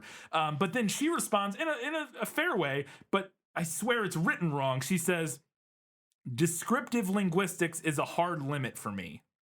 Yeah. Which, unless I'm losing my mind, what she should say there is proscriptive linguistics is a hard limit for me. Like in that witty repartee line, she should say proscriptive linguistic, right? Am I stupid? So, okay. I think you're right. I just looked it up to make sure. Descriptive attempts to describe how a word is used yes. While prescriptive or proscriptive or I guess it's whatever. Yeah. Prescriptive describes how a word should be used. Yes. And so my argument is that when he says schmools, I'm not sure where that is in Webster. He's being a prescriptivist, which we don't stand around here. And she doesn't either. And this is clearly a thing that E.L. James is aware of, and it's like a little inside joke for her because it comes up again later. When he says she says weirding or something, and same thing happens. But saying her, so he is being prescriptive. Yes. So her response should be, prescriptive linguistics is a hard limit for me because that's a thing I don't like. I don't like prescriptive linguistics, which is what you're doing. That's a hard limit for me. Hard limit, cut it out. But she says descriptive linguistics is a hard limit for me, but that's not the case because she likes, right? Yes. You're right. You're right. You're right. I read that and I was like, what? How do you mess that up? And then I had to think through it because I was like, maybe there's no way you could mess that up. And then I don't know, whatever. Okay. Anyways, drove me nuts. I literally stopped reading when it came and found you and was like, well, read this. Look at this. Also, another thing that E.L. James does all the time that drives me crazy, which again, I am guilty of repeating words when I'm speaking quite a bit. Supercut me saying interesting and all kinds of stuff a million times on this podcast, but when you're writing, you can change those things. The number of times she describes things as all, and that doesn't make sense on its own, but this is what I'm talking about, and she says this all the time in the book, is Kate was all tight jeans and messy hair. Christian was all rippling muscle and blah, blah, blah. Yeah. She describes people and situations as all something all the time. No, she does it all the time. And I was like, I need you to stop. I need you to stop. I wish y'all could see Bryan's hair right now. Yeah. It's 100 degrees here. Yeah, it is. But hopefully you can't hear them. We have fans on and the air conditioning. It feels so much better in here. When we did the summer series last year, we didn't have any fans. I wanted to die. And I would sweat out 10 pounds in body weight in water just every time we recorded. These fans are helping a bunch and they're very quiet, so I don't think you can hear them. But anyways. Oh, this is another thing that the movie includes, but it's better in the movie. So Anna at one point jokes, and this is from the book, jokes about after she sees the gynecologist to get on birth control, she jokes to Christian, oh, I can't have sex for 4 weeks. Yeah. Or something after starting my birth control. And he's like, what? And then Anna's like, I'm just kidding. And then Christian is like, oh, I'm just joking as well in the book. But it, like, he was feigning his anger response. But I'm like, bro, you can't do that. You can't do a jokey, angry response if you actually get angry about stuff like this. You can't do that. Yeah. That's not a fun joke if she doesn't know whether or not you're actually angry or like and about to like fucking lose your shit. Like that's not how that works. You can do that joke if you're like a chill person who doesn't like it's wild. It's wild. But yeah, movie Christian is again, and it works in the movie because movie Christian is not the rage monster that book Christian is. And so it actually kind of works. So I didn't see you make any notes about this. No, on page like, whatever. On page 306 in this book, they're talking on the phone and they argue about who's gonna hang up first for an entire page. Yes, they reference a whole page that it's silly, but being self-aware does not make it better. Yeah, not in this instance. No, that's for sure. So then we get to the big sex scene, or one of the big sex scenes in the movie, and this is the one we talked about earlier with the riding crop. And this is something in the book she had described this to him, so then they're kind of recreating this scene, and then they do it here in this scene. And in the movie, this is when the Crazy in Love remix, which is like the main like big song from this, one of the big songs from this movie. This movie has pretty banging soundtrack. It's pretty good soundtrack. Pretty good soundtrack, including like the score, which is by what's his name, the guy who did like Batman and everything. Not Alan Silvestri. Danny Elfman. Yes, Danny Elfman did the score for this. I think all of them. I think all three of them. But and so the score is good, but also just the soundtrack is good. And this is that Crazy in Love remix or whatever. And this moment, this is peak filmmaking. They're like, he's like teasing her with the riding crop, and the song is like, it's like the intro of the song, and then we cut to a shot of her butt, and the moment he smacks her butt with the riding crop, the song, like the big drop in the song happens, and I was like, all right, you can't not do that. That is amazing. Like it's to me that it's another one of those moments that feels self-aware, tongue-in-cheek, like this is. Come on. Like, come on. It's amazing. I love it. In the book, she orgasms immediately from him hitting her one time on the clitoris with a riding crop. A sexual prodigy. And that is not what transpires in the movie. It's just like, the movie like doesn't actually focus, which I think is kind of interesting. The movie doesn't actually focus on the orgasm aspect of sex, which the book very explicitly does. Yes. The movie more so focuses on the overall overall experience. Whereas the book is very much like this, then an orgasm, and then I orgasm again and again and again and again and again. Now I don't know. Are there rating rules? Oh, it could be. There are rating rules about female orgasms, aren't there? I have no idea. Maybe. I feel like I've heard that there are. Probably. I don't know. I mean, I think you can still get away with in rated R. You could probably. I don't know. I have no idea. I can't speculate, but that might be something. And I mean, because there is something we said. You know, like obviously female orgasm and stuff is like woefully mistreated in media and whatnot. And so I think there is something we said in the book that making a focus like on her pleasure is obviously. Good, like the great A+. And I think that probably is something that appealed to the thousands of women who read this book when it came out. Yeah, the book definitely does make a very explicit point of focusing on Anna's pleasure. Yeah, and specifically orgasming and whatnot. But that being said, orgasming isn't the only goal of sex. Yes, and I think the movie's version of taking it and focusing on just again the whole vibe and feel of the sexual encounters versus like the specific moments blow by blow of like when she orgasms just feels like it works and makes sense, and it also by extension spares us of all of the like ridiculous like teenager writing sex scenes, you know, moments. I don't know. Anyways, also despite buying cable ties in the beginning of the movie, that he says he's getting, that you know he buys cable ties in the beginning. We know he's buying them for like bondage stuff or whatever. In the movie, he does not use them. Yes. Which is good. good. Do not use cable ties for bondage. Please don't use cable ties for Generally bondage. speaking, a bad idea, unless you're being very just a general rule. Don't use cable ties for bondage. And in the movie, he doesn't do it. He just does some like minimal shibari on her and ties her to the bed or whatever. And there you go. Shibari always looks so cute. Yeah, and it's great. Perfect. Well done, movie. Somebody was aware of that fact and was like, somebody was like, wait. Nope. Yeah, because in the book, in that scene after the riding crop, he ties her wrist with cable ties, and she specifically mentions that it's really uncomfortable. Yes. Because it's not what they're made for. Yep. Yep. You had this in a different section, but I put it in better in the movie. The dancing scene before they go visit their parents or his parents. Well, they do dance in the book. Yes. I just had it in better in the movie because I enjoyed it more. Yeah, it's just cute. They dance to the song Witchcraft by Frank Sinatra, which is a song that I actually love. So it was a little disappointing to me to see it crop up in this book.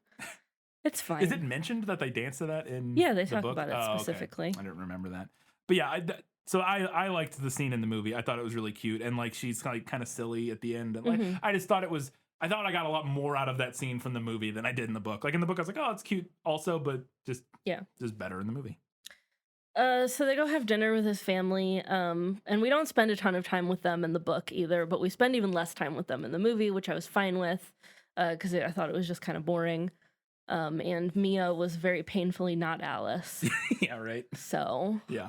There's that. I feel like they tried to make her look more like Alice in the movie. They did. Like they gave her like a short hair, which was not what I was expecting. I think the book specifically said she had long hair. Dark hair. Yeah, I thought. Yeah, but yeah, it was weird.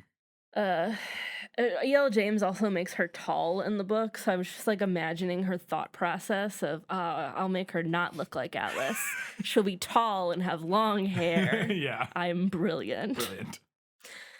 I also liked him like picking her up and throwing her over his shoulder and carrying her to the boathouse. Yeah, because she says like, "Oh, I can't walk. I can't." These heels or whatever. These heels. It was like funny and cute. Yeah. And he's not a monster like he is in the book, so like it feels fine. It feels fine. That was like that moment at movie mad Christian, and because she's like, "Are you mad?" And he's like, "Yeah." But movie mad Christian feels more like cute joking mad versus like abuser mad versus like I want to beat you with a belt. Yes, mad. Yes, and abuser mad, abusively mad in the book, and in the movie again he feels more like playfully mad. Yes, which it just makes it feel so much better because like in the book she constantly there's several times where she's like literally second guessing her facial reactions. Yes, in order to not.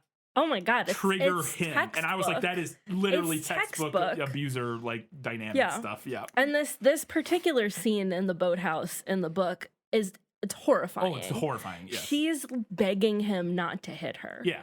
Like literally, like please don't hit me. Yeah. Yeah. And the movie just completely changes that. And again, it keeps some of the dynamic, but it just changes it. Yeah, in a way that makes it not nightmare fuel. Yeah. Yeah. So I guess later that evening, which I'm not sure if she's asleep or not in this scene. It was kind of fuzzy to me if she's asleep when he says this to her. She responds to him. Does she? She responds to him. Okay. All right. We'll say she was awake then. But he like kind of opens up to her about the other part of his tragic backstory a little bit.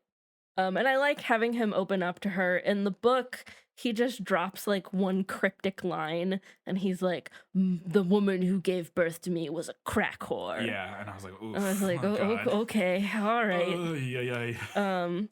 And in the movie, he says crack addict and prostitute, which is like a slim hair better. It's a little less judgy, but it's a little still less bad. Judgy. Still bad. And I mean, at least in the movie, we're using like technical terms and not like judgmental language. Sexist weighted language. Yeah, for sure. It's better, but yeah, still rough. Still a little rough. And I said it earlier, but the amount of sex these people are having is just exhausting to read. Yes. Let alone having that much sex, just even reading that much sex. I'm just like, I don't, which I guess That's the thing too, that though when I thought about it, I was like, I guess that's the point though, because the idea is that, like, I gotta imagine that you're picking this book up and reading it in bursts every couple days, every evening or something. You kind of want to hit a sex scene every 50 pages in erotica. At least I'm imagining that it would be paced similar to like porn or something, where it's not like 200 pages of exposition and story and then like 100 straight pages of sex, and you know what I mean, like you would want, but so I assume that's what's going on here, but it's still just like oh my god. And the movie pulls back on it big time, to where there are some scenes that are even in the movie, like the boathouse scene. I think they have sex in it, like the boathouse scene and the scene where he spanks her for the first time. In the book, in both of those scenes, they also have sex, and in the movie they do not.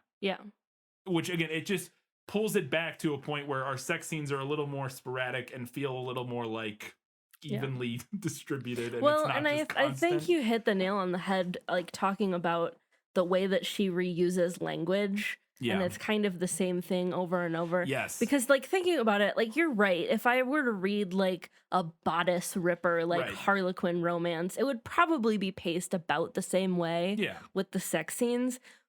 But those writers typically mix it up a little bit more, and they're like doing different things, and they're using different language, and it just feels a little different. Yeah, that was the main thing. It's just so repetitive that when you have a sex scene after the first 100 pages, which you don't have anything, you have a sex scene every like 30, 40 pages or whatever. And it's just like, I don't want to read it. I don't care. I was like kind of like going kind of skimming through them towards the end, except for the ones that I knew were like bigger, like important ones. Like there was one of them, I can't remember which one, towards the end I was just like, all right, I get it. I'll just look for the trigger words. He releases himself into me, and then I'll know it's over and I can go from there. I was so freaking tired reading these sex scenes. But the thing that I felt similarly about, great transition, good job me, was the emailing. They email each other to communicate in this book, and I haven't emailed someone to like write to them like a letter since 1997. I don't know. And I was like, why just text, you weirdos? Yeah, it's 2010 or whatever. Yeah, just text. It's very strange. And I think the most insane thing about all their emailing, and I kind of mentioned this earlier, but it's already wild that they email so much, but they literally, every time they email, change the subject in the email to like a quirky, fun and like joke. I understand what she's doing. Right. I understand like the storytelling element of that. But bruh. But the fact that it's not just like re fucking or whatever is like, what is happening? Nobody does that. Nobody does that. Yeah. But I alluded to this earlier. They absolutely email because E.L. James was 46 when she started writing this and couldn't be bothered to consider how people in their early 20s from 2009 to 2011 actually communicated with each other. That's fair.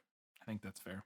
Another terrible Dom moment for Christian and that the movie cuts is to have this conversation where he explains to her, what you fail to realize is that the sub has all the power. And I was like, one, bro, you could have told her that a little bit earlier. She doesn't know. That should have been the first thing you explained about the dynamic. Yep. Two, I do not believe you in your instance. No. Two, absolutely nothing about how you have treated this dynamic insinuates that is the case at all. Yeah. A moment I loved in the movie, when she goes to visit her mom and they're like drinking Cosmos at a hotel, and then Christian shows up. And she's tipsy, and she turns to him and she's like, I broke Rule 7, Clause 5. Yeah, amazing. And that right there is brat behavior. Yep. Yeah, no, the movie knows exactly what it's doing, and it leans into it wonderfully. It's amazing. Oh God, this scene. So the movie cuts, I mentioned earlier, the sex scene in the hotel. She goes up to the hotel room after he finds her in Georgia, and they have sex 4 times or something. Whatever. But one of them, and we both had this note, is she's on her period. I shouted when I got to this in the book. She's on her period, and they go into the bathroom to take a bath, and he pulls the tampon out of her and then immediately has sex with her without a condom because she's now on birth control and on her period. But he pulls the tampon out. And look, I think it's real nice to not be weirded out about period stuff. A+, great, amazing. But pulling another person's tampon out is like a whole layer of intimate that I feel like is... I cannot think of a single scenario in which I would want you to pull my tampon out. I find that aggressively unsexy. It's something. It's something. Like I said, it's, you know... Sure. It's just, I wasn't ready for it. I was not prepared. Yeah, I guess that was the main. It really took me off guard, and it, as written, I found it immensely unsexy. I guess it's just yes, aggressively unprepared for that moment with the tampon. And then they have sex in a bubble bath, and again, I was like, bro, God, you're supposed to know what you're doing. Yeah, don't fuck underwater. God, she doesn't know. That's the thing you do when you're 15 and you don't know any better. Yes. Like, you know, when you're a teenager, you don't know any better. Sex in your parents' hot tub territory. Yes, because you're stupid and you don't realize that that's a terrible idea. You guys are, you should know that. You should. He then confesses to her after they have sex there that he has paid for sex before. And she responds to him by saying that's nothing to be proud of. And I don't know if Anna thinks that or if E.L. James does or if both of them, but it would not surprise me if E.L. James was a bit of a swerve. So I was disappointed. Yeah. So, and then you had this in the movie, nailed it, which I don't disagree, but the glider scene, it's pretty much spot on. I just think it's more fun to watch than it is to read. So I put it in better in the movie. And that's fair because that scene also confused the hell out of me in the book because I had never heard of those little glider plane things. I thought they were hang gliding. Oh, yeah. And then I got super confused when they clearly were not hang gliding. Right. And I was like, what the fuck are they doing? Yeah. Yeah, it's a glider. Yeah, I like it was a cool scene. It was fun. They also cut this really dumb line in the book where they're getting in and it's a 2-seater and she goes to get in the back seat. Yeah. And Christian goes, no, you sit in the front because the pilot sits in the back. And she says, but won't you be able to see? No, don't you mean, but will you be able to see? She says, won't you be able to see? Which, again, this is just little language phrasing. Maybe I'm wrong, but isn't saying won't you be able to see there imply that he will be able to see? I think so. Right? Like, okay, so if I'm trying to think of an example of how these are the little things that drive my brain crazy. I feel like the meme of the woman with the math floating around her head right now. Well, he goes, no, I'm the pilot. I sit in the back. Won't you be able to see? ? She should say, won't you not be able to see? Yes. Or will you be able to see? But I am 100% positive that she said, because I wrote it down explicitly and read it like 8 times. She says, but won't you be able to see? And I was like, that's not what that means. Whatever. It doesn't matter. It's just little things like that drive me crazy. Another thing the movie cuts that I appreciate is we're discussing Elena, Mrs. Robinson, and again, this is where she finds out. Anastasia finds out that her name is Elena because Christian is on the getting dinner with her or whatever, and Anastasia thinks to herself, Elena, the evil one, has a name, and it's all foreign sounding. And I was like, okay, first, weird. Yeah, weird. That's weird. Don't do that. 2, Elena is foreign sounding? Elena? I would not. I don't know. I guess if you have an incredibly broad definition of foreign sounding. Yeah, I was like, I feel like that's not that. I feel like that. Whatever. I don't know. It sounds pretty like Western European to me. Yeah, it just doesn't sound. I don't know. Yeah, just everything about that line. I was like, okay, I'm glad that's not in the movie. We don't find out what her name is in the movie. So close to the end of both the book and the movie, Christian has to leave Georgia suddenly because of some situation that's come up. Yeah. And at the end of the book, we still don't know what the situation is. Right. But in the movie, we see him get the phone call where he finds out about like whatever this emergency is, which is not the case in the book. He just like calls her and tells her he has to leave. Yeah. So I thought that was better.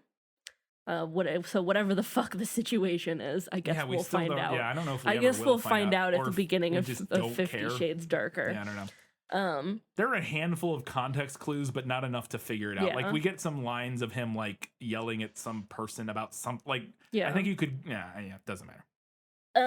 Okay, Then we get into so the big final the big sex scene. final sex scene. I liked that they made the Latin chorus in this sex scene non-diegetic instead of explaining the whole iPod setup Yeah, that they have in the book. Yeah. Where she's like listening to it on an iPod and he's like, "Oh, well, I can hear it too because of blah blah blah blah." But they just made it like the music in the background yeah. of the But scene. I don't know if she's supposed to be. I guess the thing that only confused me about the scene is I wasn't sure if she was supposed to be hearing it as well.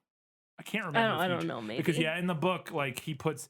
Well, because in the book, it's like a specific thing where he's doing like a sensory deprivation thing where he like blindfolds her and puts earbuds in so she can't hear or see anything. And in the movie, he just blindfolds her, and I don't know if he's just playing music or again if the music is just for us, like the audience, like you said, if it is felt non-diegetic. non-diegetic to me, but I guess it could have been playing in Yeah, I the don't know. scene. I assumed it was diegetic because I assumed we were supposed to, if you had read the book, right, you would know. That this was the music he plays in that scene and that it was just playing on speakers as opposed to on earbuds or whatever. But there's a line that they cut from the book where when he says, "I'm going to play some music for you in your earbuds while I do this," she thinks to herself, "I hope it's not rap." And I was like, why would you include that? It's a weird thing to. It's just a weird. Again, it's just like this the white slave and the foreign sounding name, and I hope it's not rap. All of these little things Also, just make me go, what is going on here? Steady bass, great for sex. Yeah. Fantastic. I guess it depends on what kind of like. Sure. But there's plenty of genres that I would not want to listen to while having sex or whatever. I don't know if rap is even high on that list. I'd be like, not polka, not polka, not polka. Well, that would set quite the pace. Yeah. Another thing that I want to mention about this scene in the book, I don't know why. I think my brain was just completely fried by this point. When she was describing it as a Latin chorus or whatever, what I heard in my head was the scene from the end of the Batman, the new one, where the Riddler is singing Ave Maria. I don't know why. I was also kind of hearing Ave Maria because it's just what your brain goes to when you hear specifically the Riddler singing it. That's a nightmare. But, like I said, I think my brain was fried. Yeah. I really we both had this note. I was waiting for the title drop, kind of the title drop, which happens much earlier in the book, but they move it to the end of the movie. Yeah. Which is after the sex scene. They come out and they're in an argument because they're talking about the contract and things are okay, and then she's like questioning the punishment thing, and they're still they're kind of talking through that, and it just kind of all boils up and boils over. She's like, "Oh, I don't even remember what prompts it." But she says, like, "Why can't you love me?" or something. Yeah. Not love me, but because she hasn't said that yet. But she says something. And he goes, "Because I'm 50 shades of fucked up, Anna," which is a line cheesy and ridiculous. But again, I love similar to the music drop on the crop hitting her butt. Mm-hmm. It's the movie knowing that this is ridiculous melodrama. Let's fucking lean in, lean into this and just go for it. And I love that. I enjoyed how saving that big title drop for the dramatic fight at the end. I thought it works. I thought it was great. I thought it was great.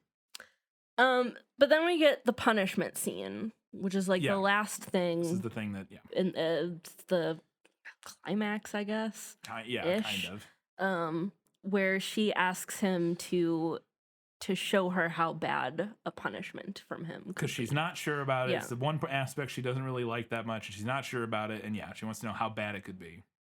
And it doesn't work for me in the book, and it still didn't really work for me in the movie. It was hard to watch. Yeah. I was honestly hoping they would find some way to cut it. I or knew do they couldn't cut something. it. Yeah, I Yeah. think it was just too big of a pivotal I mean, it's thing. literally the thing that ends their relationship. Yeah. Like, they would have to come up with something entirely different. And Yeah, from, I again, know, from I everything I've know. read, E.L. James is not. Yeah. She does I don't not want know. those It's big changes. Just, ugh. Yeah, I don't disagree. And I think it's really disappointing because I think overall, the movie, this is something we turned and discussed mid-movie, that we're both like, this is all so much better. One of the reasons their dynamic and everything about the movie works so much better overall is because it's a subtle change, but a gigantic change, is that the movie focuses on his emotional coldness and how she wants more than the like physical, like sexual relationship, even though she likes that. And it completely nixes like all the weird pushy sex stuff by kind of just having her be into it a lot more. Yeah. Where the conflict between them is not the sex stuff particularly. Like it starts a little bit with that, but that's not as much of a conflict as it is in the book. It's the fact that he doesn't open up to her, and that she can tell that he's like, He's closed off and guarded, closed off, holding back. And she wants a more, like romantic, emotional sort of relationship, and he's having trouble giving her that. And that's also in the book, but the book adds on the layer of the sex stuff, and in the movie the sex stuff is all just proxy for the emotional coldness. And while I think that all works better in the movie, it is then somewhat subverted and undercut by the ending still being the same in the book or in the movie that it is in the book, because the movie has subtly changed the focus of their issue, of their conflict, but then it still has the same resolution to that conflict as the book does. And I don't think that works, because it just, I don't know. I think if they had just changed the ending slightly, my idea that I was hoping was going to happen for a slight change, it would still be hard to watch and it would still be, it'd be similar. But my idea that I thought, and I may have gotten this somewhere, I don't remember if I read this or saw this somewhere, but I don't think I did, that I think would make a lot of sense for to change the ending. And it wouldn't surprise me if they wanted to do something like this, and E.L. James was like, no, you got to keep it the same. Is that during that scene where he's spanking her, before the last one, she uses a safe word. She says red, like pretty close to when he's about to hit her again. So there's almost like she says the safe word, but he's so caught up in the moment and he's so like riled up or whatever, he either doesn't hear, he does hear her, but he still, I don't know. I think he needs to hear her, but he still hits her one more time, even though she has used the safe word. And that sparks all of this, the fallout and her leaving. And then it becomes him violating her trust in him, which she had. Yes. And explicitly showing that he is a bad dom, which again, he has been throughout throughout the book, less so in the movie, but still to some extent. And if that had been what had happened, where she had safe worded, he went through it, and then that caused all the fallout, to me, I think that would be a slightly better version of this ending. It would be more like interesting and layered for sure. Because again, as it is in the movie, she's just like, or as it happens, it's like, oh, I want to see how bad the punishment could be. And then she just really doesn't like it. And there is something there, because she wants to try and see, and like, it's not, I think the movie is at least trying, and I think ultimately it will kind of land on it, that he's not like a bad person for being into this thing. Yeah. And it is maybe just the case, and I kind of feel like this is what the book and movie are going for, that they're just incompatible in this way. This is the thing he wants. This is the thing she doesn't like. They can't do that thing together. Yeah. Okay, you have to figure that out somehow. Because it's not a problem for him to take pleasure in delivering pain like that. No. If he's working with somebody who enjoys receiving pain Yeah. and who takes pleasure in that. Yeah. But they are, as you said, incompatible in that way. And that's where the problem is. Yeah. And again, I think that's the point. And like the idea is that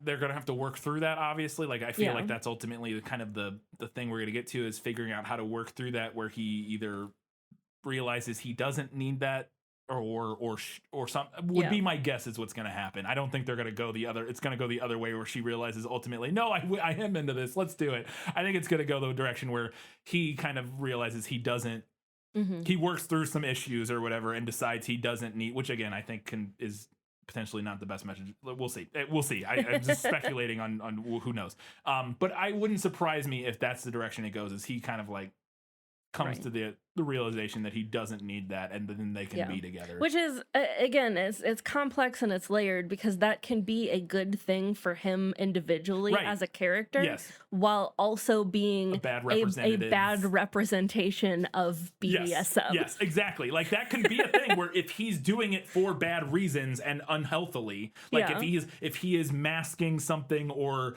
it is like covering some sort of trauma that he has not done, whatever, like however you want to, like it, like exactly what you said. It can be a good thing for him as a character to overcome that and realize he doesn't need to do that or doesn't want to do that anymore. But it's also, I'm just restating what you said. Whatever, sorry.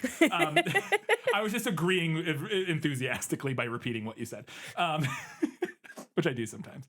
But yeah, I agree entirely. I just don't think the ending, it was like that particular part of the ending, I thought was the worst part of the movie, because it just doesn't really mesh with the rest of how the movie subtly changes things. What I did like, though, was the very, very end. So much better than when she leaves and she gets on the elevator and he chases after her. Yeah. In like a very like tropey romantic movie style. Yeah, like she walks out and he's sitting on the couch, and then he's kind of look at each other, and then she walks to the elevator, or she's like, I need my check for the car or whatever. Yeah. And then she walks out, and he like, I gotta go get her. Yeah.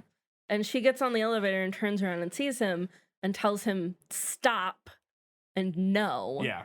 And he comes up short and does stop. And then he just says Anna, and she says Christian, and then the door's shut and it goes to credits. I was like, okay, well done, movie. And again, I love, there's so much going on there. It's so good. It's a striking moment.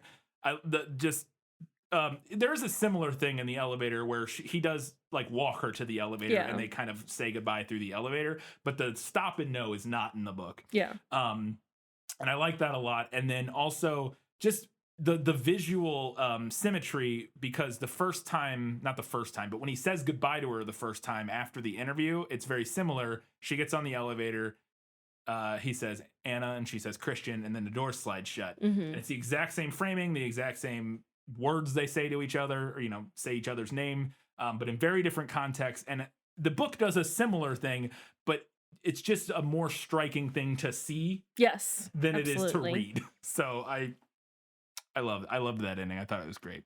I've read, by the way, and I was going to mention it here, that the unrated cut of this movie mainly adds like a bunch of extra sex stuff, obviously, but also adds more after the elevator scene. It then goes on and shows more. And I was like, why would you do that? That ending is literally, I think, about as perfect as you could have an ending for this movie be. Like, it's as close to like art as this movie gets. I'm being a little facetious there, because I think overall this movie's not terrible, but that moment in particular is like a very well crafted thematic moment. To then spoil that by going on and doing literally anything else, absolutely, I just don't understand why you would. Oh my god. Okay, we're going to take a little quick break. I mean, not for you. You're listening. We're going to go right on. But if you want to take a break, because you've been listening for 3 hours now, we'll be right back in just a second with The Movie Nailed It. As I expected, practically perfect in every way. I was a little surprised when this movie started, because I thought for sure that the movie was going to change Anna being in college. I thought the exact same thing. I really thought that they would have her be like working at a newspaper, but not be a reporter, be like an entry level like copy editor or something. And then she gets sent out because she's the only one who can go for some reason. Yeah, I really thought they would make that change just to help a little bit with the dynamic. Yeah, between with like them the of power dynamic. not having her be like a college student, Yeah. which again, she's a But full blown she's an adult. She's adult. 21 or 22 or Yeah, whatever. but it still rings like a little weird. It's just weird that she's in college still, whereas he's like a 27-year-old yeah. billionaire business owner. Yeah, I thought the exact same thing. But for better or worse, the movie did nail that. Yep. A few little details: her blue Volkswagen Bug, Yep. The lip biting. Oh my God, the the lip lip biting, biting, just just nonstop constant thing. throughout both the book and I want to the bite movie. that lip. I want to bite that lip. I keep biting that lip. I'm gonna bite that lip. Okay. At least we didn't have to read it. Yeah. Every single and they say time it less in the happened movie. It's like movie. nonstop in the book. All of the polished business blondes. Yes. At Christian's office, Yes. everyone is blonde.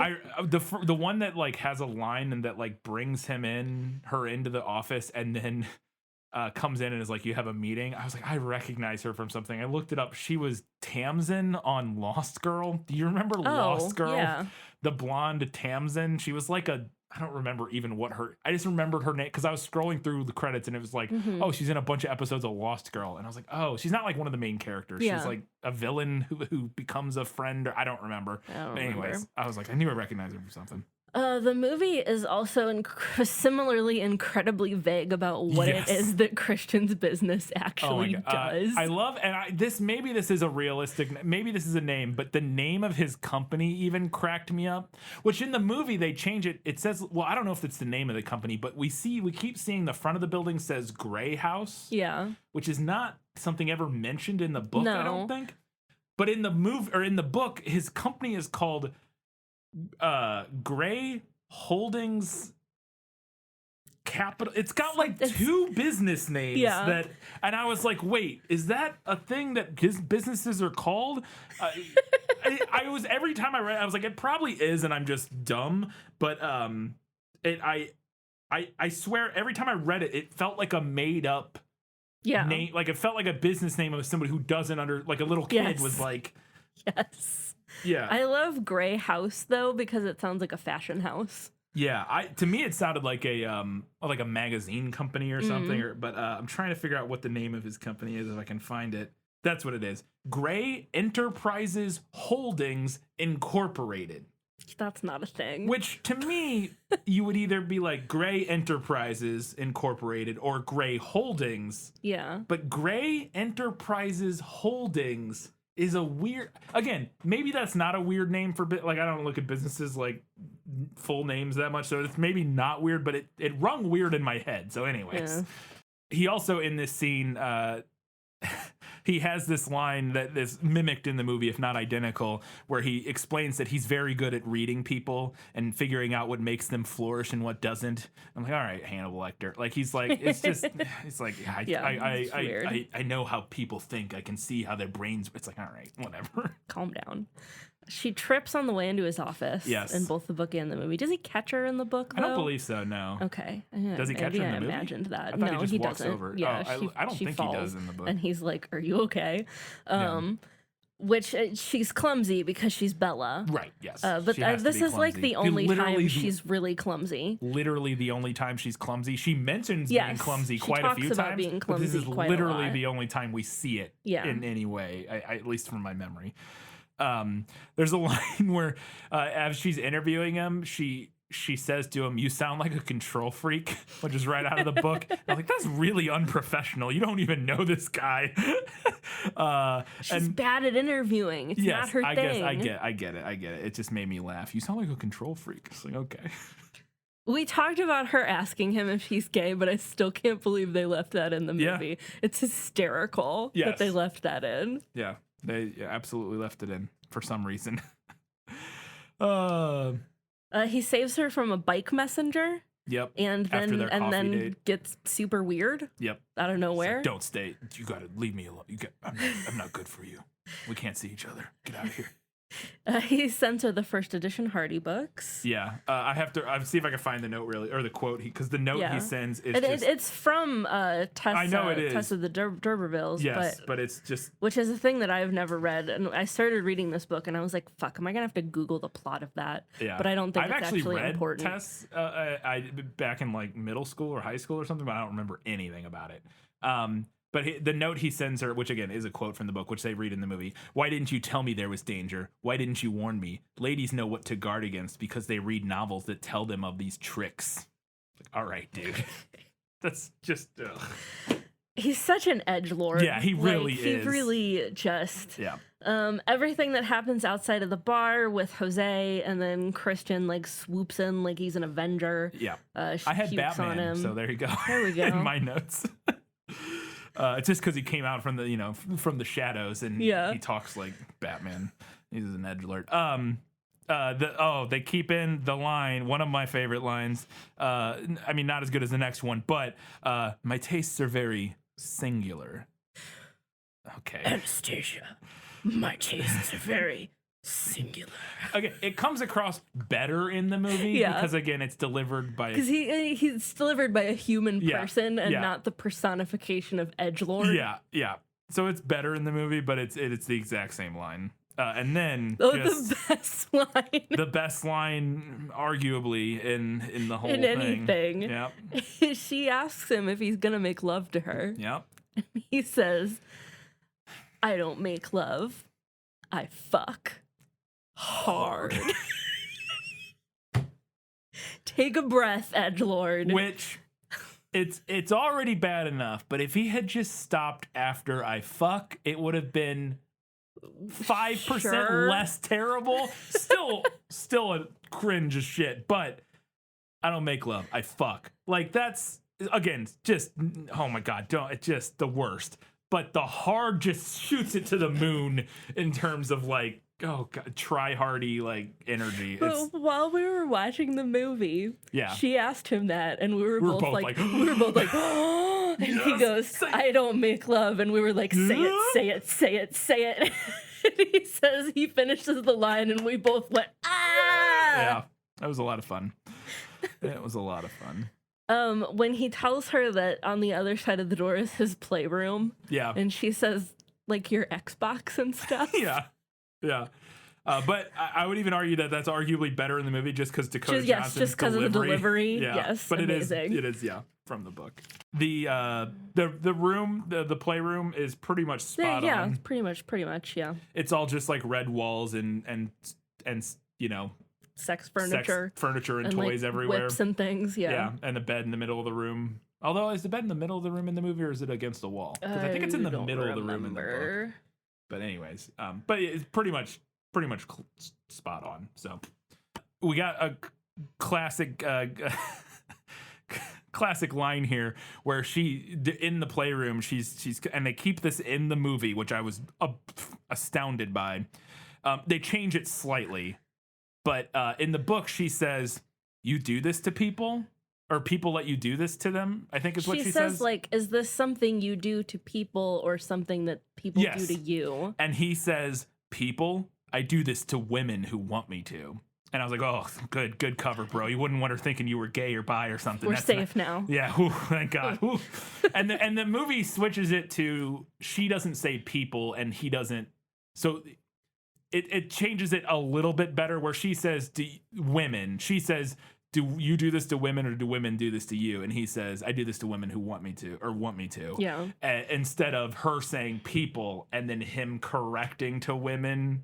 Yeah. In the book, it's a subtle change. The movie's a little better. It's still stupid in both. Whatever. And then a classic bad dom moment. He explains the definition of a dom badly, and it's almost exactly the same in the movie as it is in the book, where she's like, you want me to be submissive? What does that mean? And he says, it means I want you to surrender yourself to me in all things. And I was like, I guess you could say that if you wanted to be dramatic, but then like it's not a good explanation of it to somebody who doesn't know what this is. Yeah, who clearly, and at this point it's clear she has no idea what she's asking you what it means. That is not how you would explain that to somebody who has no idea, because it's also not even necessarily true. Like like in all things, like maybe some people if sometimes that's the arrangement, right? Sure. Yeah, but it doesn't have to be. Not necessarily what that means. And she also asks him in this scene, what would I get out of this? To which he responds, me. I mean, now that's a good I enjoyed that. That's fun. You know what I thought of that? No, I know. terrible. It's just, again, to me, it works because it's like, it works in the movie because it feels similarly self-aware in the way all of those lines do, where they just lean into the melodrama of it. Because the movie is self-aware everywhere, these lines just play better to me in the movie. It's not like they're not still cringy and terrible. It's just that they, for whatever reason, play better in the film than they do reading them. She does make him breakfast in the morning after they have sex for the first time, and like classic, like wearing his button-up shirt, dancing in the kitchen. Yeah, that seems tropey like exactly stuff. the same. Yeah. And then his mom shows up, and her name, I just had to include this because it cracked me up. Her name is Grace Trevelyan Gray. Literally a Bond supervillain name. Trevelyan is the villain in GoldenEye, I believe. Interesting. So, like, literally a Bond villain name, but whatever. He does tie her hands with the gray tie. Played by Sean Bean in GoldenEye. Oh, anyways. Interesting. Yeah. Yes, he ties her. Yeah, ties her with the gray tie. His pushiness at trying to convince her to try the dom sub arrangement. Yeah. It's condensed and toned down in the movie. Yeah. And it's helped a lot by her characterization and the differences there. But I still think the movie honors the spirit of the book here. Yes, it does. It does. He has some gross lines in the book. I thought you were a natural submissive. I think you need to learn to manage my expectations. Fuck you into the sun. And like, the thing to me is like Edward being a dom to me is obviously correlated to Christian being a dom. Obviously correlated to Edward being a vampire. Right. But the kind of problem that I had is that Anna is not immediately into it like Bella is. Yeah. At least in the book. And Like, I feel like if we were going to go for a direct parallel here, and I think this would be funny, Christian should be insisting that it's not good for her, and Anna should be like handcuffing herself to his bed. Yeah. I think that would be funny. That would be funny. And like I said, the movie does play into that a little bit more. Not to that extent by any stretch, but it plays into that a little bit by having her be more into it. More into it than she is in the book. Than she is in the book. Which, her joke, "It was nice knowing you" email. Yeah. Which I thought was really weird because it does not sound like a joke. The movie includes this, and she sends that email, and then she's like, "Oh, he might not think that's a joke." I'm like, of course why would anybody think that? She just writes, "Oh, I can't do this. It's been nice knowing you," or something. And then she's like, "Oh, I was," like, she's thinking about it, and she's like, "Oh, he might not interpret that right." I'm like, of course he's not. How else do you, whatever. It was very strange, but yeah, they keep that in there. And then he just shows up at her apartment. Which is a red flag, because if he really thought that she was... that is true. If he really thought, like genuinely thought that she was saying she didn't want to do this, that should have been the end of it. But he doesn't, to be fair, to him at least. In the movie and the book, he does assume she is joking or like being playful or whatever. Yeah. And that's why he shows up, and it's like nice, whatever. But it's the whole thing just that whole interaction just felt so weird to me. It's like no humans behave like this. What is so when he shows up at her apartment and they have sex in her bedroom, and he feeds her wine like a baby bird. Yeah, I mean, it looks awkward in the movie. That scene in the book was, to me, the only erotic. Like, not all of it, but like that scene was the best scene, the one with the wine and stuff. At least the way it was written. I don't know. Something about it, I was like, this is at least okay. It was different than all the other sex scenes. I guess, I don't know, maybe because he was more into it. I don't know what it was. Maybe. It was something about it that I was like, it's not bad. The wine thing was weird to me. I'm not saying it wasn't. Well, there's a moment personally I wasn't into it. No, not that. There was specifically a moment where he like puts some in her belly button and tells her not to move, and like that's not in the movie, I don't think. He puts the ice on her. Yeah, but anyways, he puts some in her belly button, tells her not to move, and then she spills it, and he's like, I don't know. Yeah. The way it was written, it felt playful and fun and like more interesting than the other sex scenes, but whatever. More surprising than them leaving her asking him if he was gay in the interview was that they left in her telling these random girls at the graduation ceremony, because they're like, she overhears these two girls talking about how hot he is, because he's giving like a speech or whatever at their graduation ceremony, and she's like, "I heard he's gay." What? And the thing that's wild is they had such a ready-made, because of the changes they make to Anna's character in the movie, to where she is kind of a brat. If she had leaned in and been like, I'm fucking him, that would have been amazing, right? Like, yes, I would have loved that so much more. I apologize for doing such a homophobic book during Pride. I didn't realize this book was going to be homophobic. I didn't either, yeah. There's also a random transphobic joke in this book. Do you remember that? Yeah, it's vaguely something about like, oh, I'm not. It's like I've never been a woman. Casually transphobic. It's because when he gets the OBGYN for her, and she's like, "Oh, I was under the impression I was going to see your doctor, unless you're a woman." She says, "I thought I was seeing your doctor, and don't tell me you're really a woman because I won't believe you." Yeah. Which, yeah, it's just like casual random transphobia. Yeah, it's just out of nowhere. Yeah. Cool. Not the best book for Pride. That's totally fair. Yeah.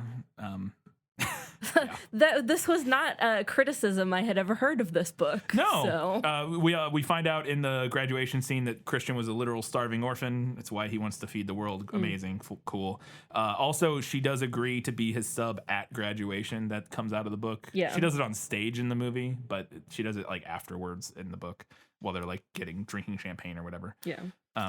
They drink champagne in teacups back at her apartment because everything is packed up. Yep. And he gives her first spanking. Yeah. Super dramatic edgelord. Welcome to my world. Yeah. After he gives her a very tame spanking. To be fair, in the book, that line is delivered after he spanks her, and then they have sex, and then after he finishes, he says that, which is grosser. It's not better. But it is different.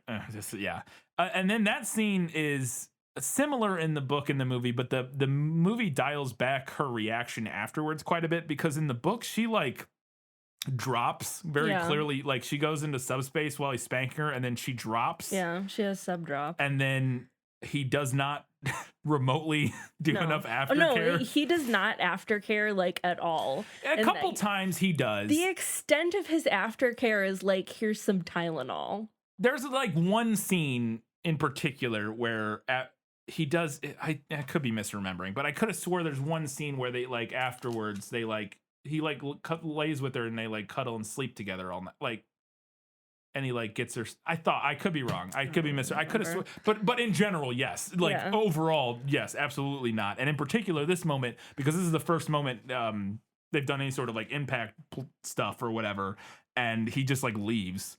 He asks her, he's like, "Are you all right?" And she's like, "Yep." And then he leaves, and then she is not okay. No. But in the movie, she kind of gets upset, but in the book, she like has a breakdown and is like sobbing, and Christian comes back.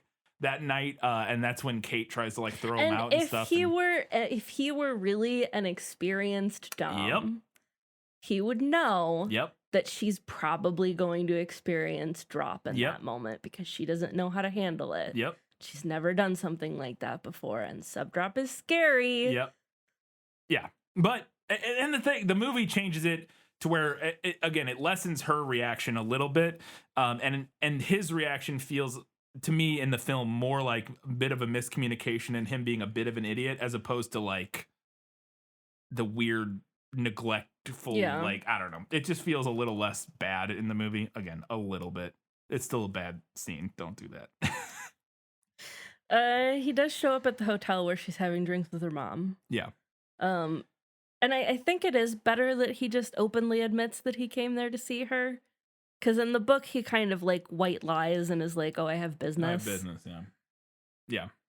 I also love Anna's reaction in the movie. The look on her face at him. She is just like, "The fuck are you doing here?" Which she does kind of think that in the book, but her face in the movie, I enjoyed it. Totally better in the movie. All right, we have a handful of odds and ends before we get to our predictions for 50 Shades.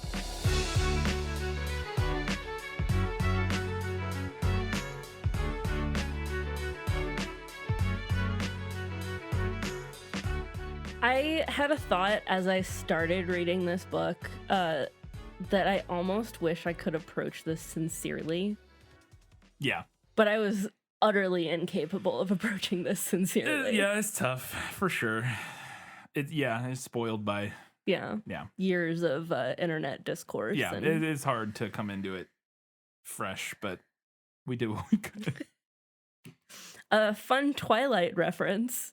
When Anna is getting ready to go interview him, she puts on her one and only skirt, Yep. which I believe is directly quoted from Twilight, Yep. and a blue sweater. Mm-hmm.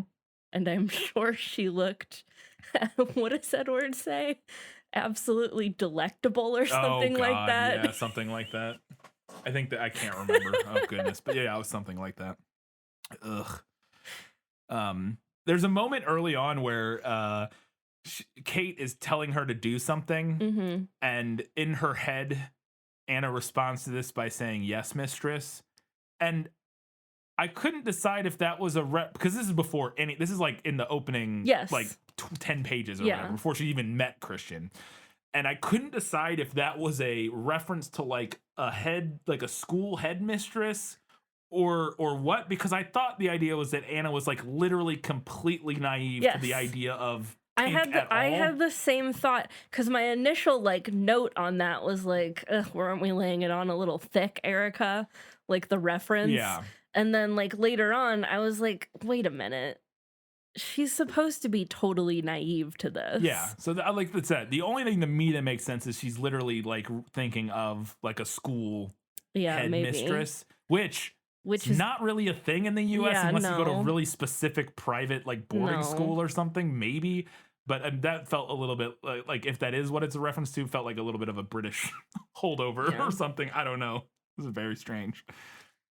A thought that I had. I had the same thought. When she pulls up in front of his building to interview him. She just parks in like the fire lane, literally in the spot right in front of the building in downtown Seattle, which would be the fire lane. No, well, it might not. I mean, it might not be a fire. Well, if there's a fire hydrant, then it would be. But like, isn't the front usually like reserved for emergent? Like, you can't just stay parked in the front of a big building. Yes, like I think generally speaking, yeah, you would have to. Well, it depends on the. I don't know. I don't know enough about zoning laws and traffic laws in downtown Seattle. But regardless, she's going there at like 8 a.m. on a Monday or whatever, and it's just like you just park right in front of the. All right. And I thought she was going to give keys to like a valet. So did I, and then she never does. She just leaves her car there. Yeah, no. All right. Okay. Fair enough. I was wondering, and I guess we'll find out, if the photographer character, or Jacob character, Jose, is going to have a bigger role in the second book. Yeah. Like in Twilight. We'll have to see. Another thought I had, the guy who plays Paul, who's her coworker Yeah. at the hardware store, that's the Mike character, Yes, Mike from Newton. Twilight. Yeah. And they hired a guy to play him who looks like a grown-up Mike Newton from the movies. Did you notice that? I didn't notice that because I looks forgot like what Mike that. looked like. He looks like that actor grown up. That's funny. That is funny. I mentioned it earlier, but Christian, who wants to feed the world, is talking about how there's so many hungry people in, and I think he says third world countries or whatever. But however he describes it, but he says that the problem is, quote, agricultural dysfunction. Basically, sounds like he's chalking up the reason that there's all these starving people in certain places is because they're like bad at farming or something. Again, it doesn't go into a lot of detail, and or like that there's like problems with and I was like, is that? It feels like that's not the problem with why. Yeah. I was like, I feel like it's a lot more to do with exploitation by the first world countries. I guess you could argue that maybe it's a reference to like pollution or like problems with the land itself. Like, right. I guess you could make that argument, but I don't know what exactly. And there are all kinds of issues, and I'm sure agricultural dysfunction and other whatever that means and other agricultural issues are a part of it, and maybe even a big part of it. But it just felt like a very limited sort of like examination of the issues with. It's just like, again, it's just like he's the good billionaire. He wants to feed the world, and his reason he thinks, or the reason there's a problem, or the way he has assessed the problem is just farming needs to be better, and not like, oh, maybe this whole global system is a bit these fucked. Brown people, they don't know how to farm. I don't know. I don't know. Okay. That was weird. Did you note in this book the occasional weirdly formal lack of contractions. I absolutely did in several places. One line in particular that really stuck out to me when Anna goes to tell Kate that she's getting coffee with Christian, she says to her, Christian Grey has asked me to go for coffee. Yeah. And that's exactly how I imagine her saying it. Christian Grey has asked me to go for coffee. Yeah. Like a British robot. Yeah. My only guess, because I thought the same thing, there was a couple moments where I was like, why did you say it like that? My only guess is that she's trying to establish her character as being this like sort of like prim and proper, like buttoned up kind of thing, because she is like, you know, yeah, but she's not really. But she's like, not really. I don't know. I don't know. I don't think E.L. James really knows what kind of character. No, I is. agree. Yeah, I agree with that.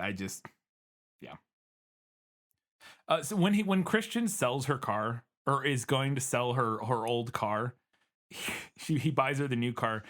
He comes to pick up the old car. She goes to get her stuff out of it so he can sell the car.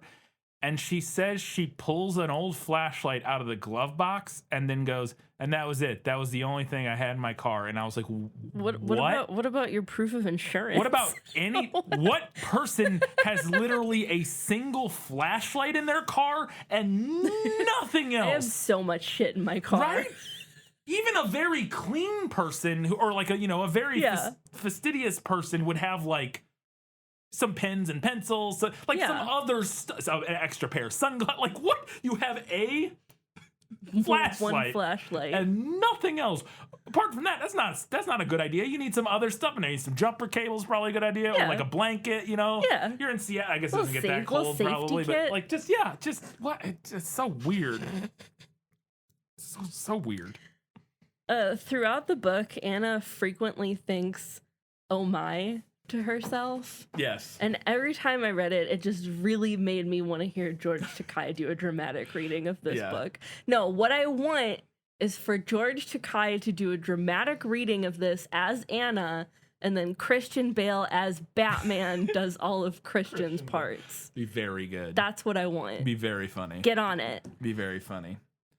Somebody did. I don't know if you saw the Gilbert Gottfried. Yeah, it was very good reading this. It was a College Humor sketch where Gilbert Gottfried is doing the audiobook of 50 Shades of Grey, and it's hilarious. There's a line in the book at one point where Anna is talking about how she met some new woman, and she's like, she could be in her 30s or 40s. It's so difficult to tell with older women. And I was like, E.L. James, why you gotta be me? Like, what? Also, like, you're an older woman. That's what I mean. I felt like some flagellation there. I'm just like, I was like, is it difficult to? And that's funny because to me, I actually think it's the opposite. Once people, not that you can nail it specifically, but once people get past 30, I feel like it's easier. Well, I guess maybe not easier. I guess it's just little kids. I can't tell how old they are. I don't know how old they are. Don't ask me how old a child is. Yeah, it like could anybody be anywhere under, from 4 to 10. Yeah, anybody I don't know. under 12, I'm just like, I don't fucking know. Young. I guess that's what I was thinking of, as opposed to it is pretty easy to tell but anyways, I just thought that was so weird. I was like, I don't actually have that much issue, that much difficulty, and also just calling them older women is like a weird, catty thing that doesn't really fit with the Anastasia's. I don't know. It's just very. I thought it was weird. There's one point in the movie, I think it's when he's telling her that he's getting dinner with Elena, and she texts him something about it, and he says, "Don't worry about it." Yeah. At the end of his email, text her, "Don't worry about it." And I was like, thank you. I will now do nothing but horrible thing to message someone. Not great. Not great. Another thing that I thought was funny about this book, I use the word funny loosely, is that Christian is very insistent that he doesn't do relationship stuff. Yes. Like, especially up front at the beginning, he's like, I don't do romance, I don't do relationships.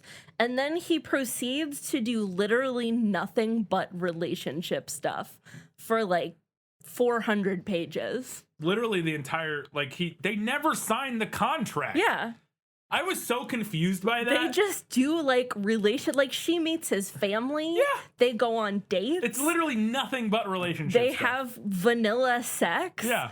They're just in a relationship while he insists that Yeah. he doesn't do relationship things. Right. It's so straight. Yeah, it's very funny. And I guess that's kind of the point. Like, Yeah, oh, I guess. actually, he says that, but look, he's deep down, he wants this to, whatever. Yeah. I have to talk about this because this shit fucking. And I get that Kate's family is rich. So Kate's family buys them an apartment or rents them an apartment in Seattle.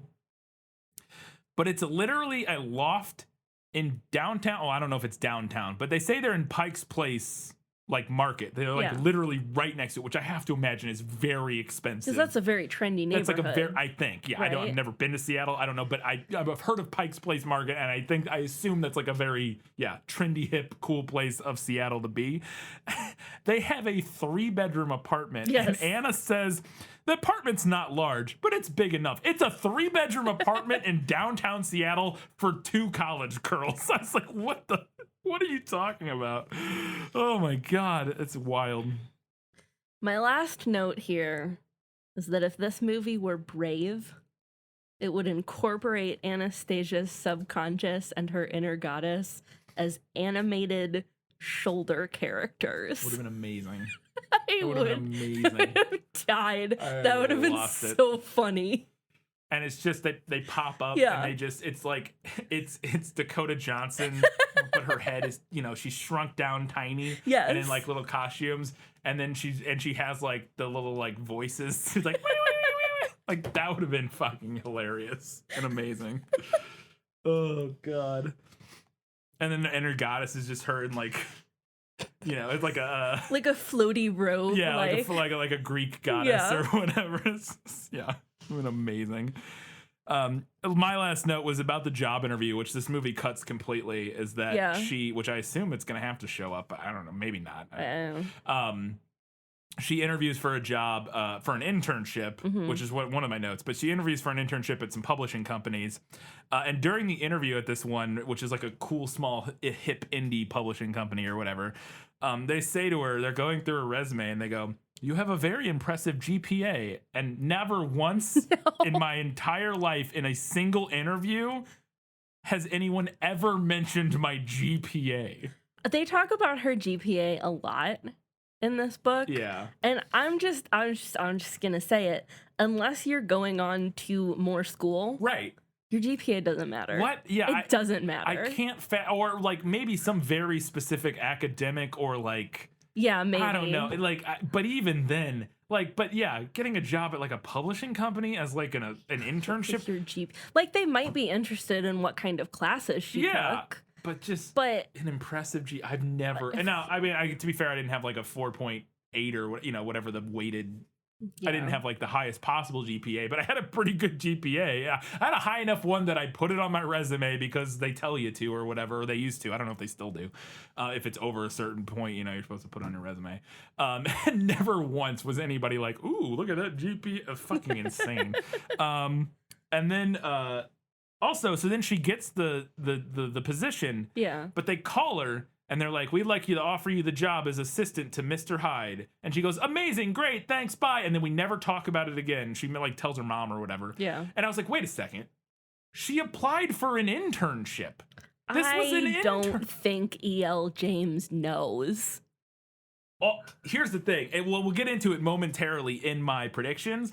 I think she does know, and I think this was all on purpose. Because there was a mention in that interview that she's interviewed by Mr. Hyde, who's like the head or whatever. Who has a very unsubtle name. And she says there's a line about how she's like getting weird vibes from him or something. Like, not even weird, but she's something about like his disposition is intimidating or something. Yeah. There's a line that clearly makes reference to it. And then the fact that they call her up and offer her an assistant to him makes me think that this is going somewhere. I'll get into that in just a second in my prediction. But the thing that was really weird in this book is that she does not react to them offering her a job totally as opposed to an internship. Yeah. I don't know. Whatever. I just thought that was very strange. All right. That was it for Odds and Ends. We it's time. We have not read or listened or watched. We haven't read or watched these. So we're going to try to predict the 50 Shades Saga. It's gonna happen, Edward. I've seen it. All right, we each made 3 predictions for the next book/movie of things that we think could potentially happen. We'll see if any of we're right on any of these. I read through yours and I like mine. I think we're gonna get at least a couple of these. Feel pretty good. I feel good about it. First up, my first prediction. We find out that Elliot Grey has some terrible inner demons or something, despite appearing to be the perfect Grey brother on the outside compared to Christian. And because Christian also has a kind of weird relationship with them that's alluded to in the book a little bit. And so I think we're going to find out that he actually has something going on, and that's going to cause issues between him and Kate, and then Kate and Anna are going to have to deal with that. Whereas initially it looked like Christian was the one with the issues, and, so and Elliot was perfect. I think we might flip-flop that at some point somehow. Interesting. I don't know. All right, my first prediction is that Anna will try being in a quote-unquote normal relationship with Jose, but she isn't satisfied by it. And she worries that her experience with Christian has quote-unquote ruined her for anything else. I think that's absolutely going to happen. Yeah. That feels like the most locked in. Maybe my next one here, we'll get to it, but that one feels very likely to me. My second prediction, this goes back to what I was just talking about a second ago. Mr. Hyde, Anna's new boss at the publishing company, starts sort of problematically flirting with her, and she has to navigate that. Ultimately, she turns him down somehow. Yeah.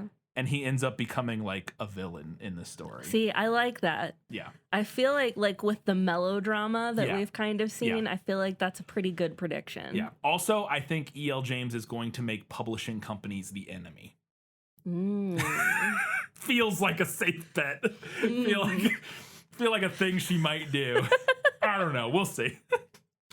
So my second prediction is that Christian will begin engaging in risky behavior following Anna's rejection. Oh, okay. So pulling from some Twilight here. Pulling some from Twilight, and he's going to end up getting injured, perhaps doing something kink-related, and she rushes to his bedside when she finds out. I think this is very likely, and I think it ties into my final prediction. Yes. Totally perfectly. You stole this prediction from me. I wanted to predict this. Oh, you wanted to? Oh, yeah, because you wrote yours down first. Okay, right, yeah. No, this also, I feel like this is super baked in. Christian gets back into a sexual relationship with Mrs. Robinson / Elena in an attempt to either make Anna jealous. It could be that, or it could be just that he's sort of like lost and reverts back to his his safe place with her or whatever.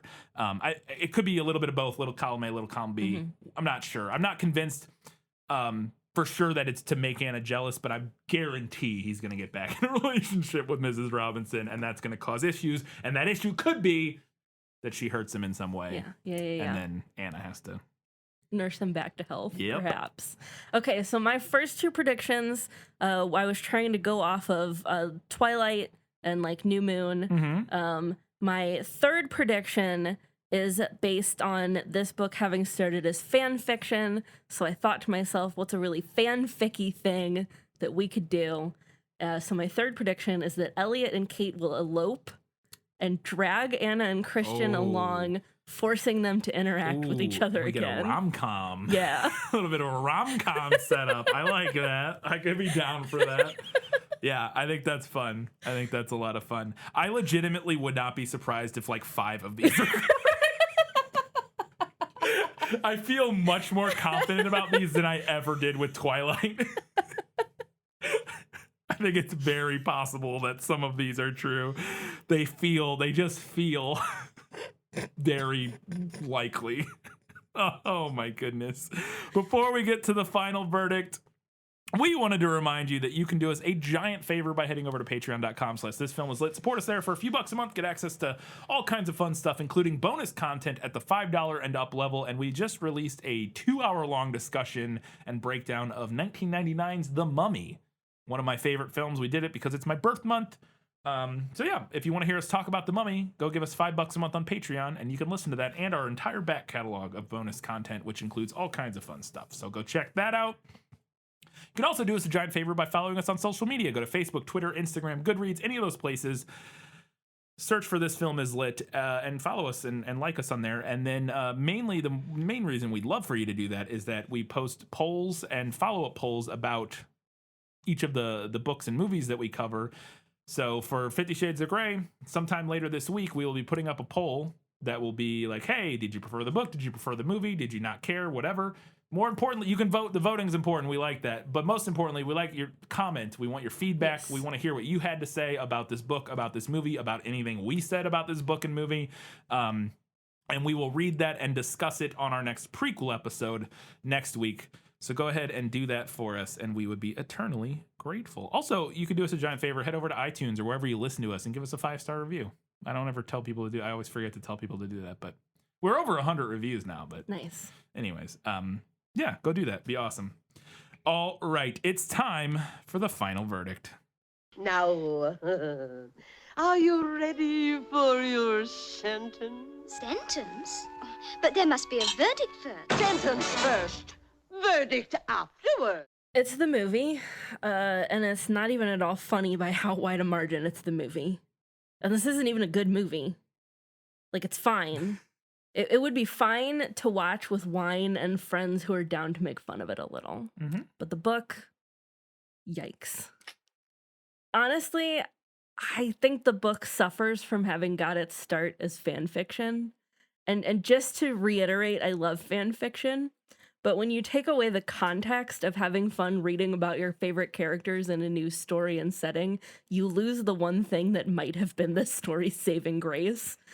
But between the quality of the writing, the problematic characterizations of both main characters, and the issue-laden plot and portrayal of BDSM, and the massively unsexy erotica, the book was a miss on every level for me. I do think that the book may have gotten more heat than other similarly bad examples from the same genre because of its popularity and the way that it went mainstream. And I do think that's probably a little unfair. But god damn, this book was bad. This is one of those things where it's like, yeah, people probably like Twilight similarly. Yeah. People made fun of this too much and probably for the wrong reasons a lot. Because Yeah. it's like, oh, look, women are enjoying a thing. Let's shit on it. Yeah. But it was like, also bad. I went into this book knowing that it was going to be bad, and it was still worse than I was expecting. Yeah. I would watch the movie again under the right circumstances. I would tie weights to my ankles and walk into the Mississippi before I reread this book. Absolutely. All right, here's my final verdict. The movie. Good Lord, the movie is so much better. This may honestly, and I don't say this slightly, be the best adaptation we've ever done. I could agree with that. Because we're going from such low depths to such mediocre heights. I don't know. It's just maybe one of the better adaptations we've ever done. But first, let me play a tiny bit of defense for the book, just like the tiniest modicum. I think, and again, I'm a little less sure of this since I wrote this because I watched some stuff. The book is smut, and I think it's aware of that. I think the biggest problem with the book is its own popularity. I feel like it was never meant to be a mainstream treatise on the intricacies of abusive relationships, and thus when it blew up, its many flaws were thrown into sharp relief. It feels to me like a story written to explore a dangerous and exciting whirlwind romance that allows the author to fantasize about BDSM and escape into a magical world where abusive billionaires are fun and sexy. Despite some of the discourse I've seen to the contrary, to me, 50 Shades of Grey reads at least like something written with the full knowledge that the behavior of Christian Grey is deeply terrible, but that's kind of the point. In this book, E.L. James gets to imagine being in a deeply erotic and lustful relationship with a man who is, all capital letters, obsessed with her, and expresses that obsession in literally the worst possible ways. It's something that in real life would be absolutely horrifying to go through, but in this fantasized setting becomes a fun and taboo escapist fantasy. You get all of the sexy, dangerous thrills, but none of the sexy, dangerous consequences. That being said, when the book went mainstream and landed in the laps of countless people, that context can be easily lost. It's not hard for me to imagine general audiences reading this book and coming away with some absolutely terrible perceptions of BDSM, relationships, boundaries, and consent. I think the movie remedies this about as well as can be hoped for while maintaining most of the thrilling, sexy danger. Losing Anna's inner monologue lets us interpret her feelings through Dakota Johnson's performance and turns her into a much more engaging and sympathetic protagonist. Gone is E.L. James's terrible prose, replaced with dialogue and performances that at least border on believable and interesting. The film is also self-aware in a way that is not only hilarious, especially if you've read the book, it helps us connect even more with Anna's character. Her reactions to some of Christian's more ridiculous moments are incredibly funny and help characterize her as less of a naive idiot who's terrible at exerting her own agency, and more as a normal person who's intrigued by this strange, handsome billionaire's infatuation with her. Christian, to his benefit, is toned down from the possessive, rage-filled stalker of the book to a much more reasonable and somewhat more sympathetic love interest who is clearly dealing with issues of his own. He doesn't turn those issues outward in the same manner that he does in the book. He's still a bit of a stalker, he's still a bit cold and closed off, but he doesn't knowingly manipulate Anna the same way he does in the book.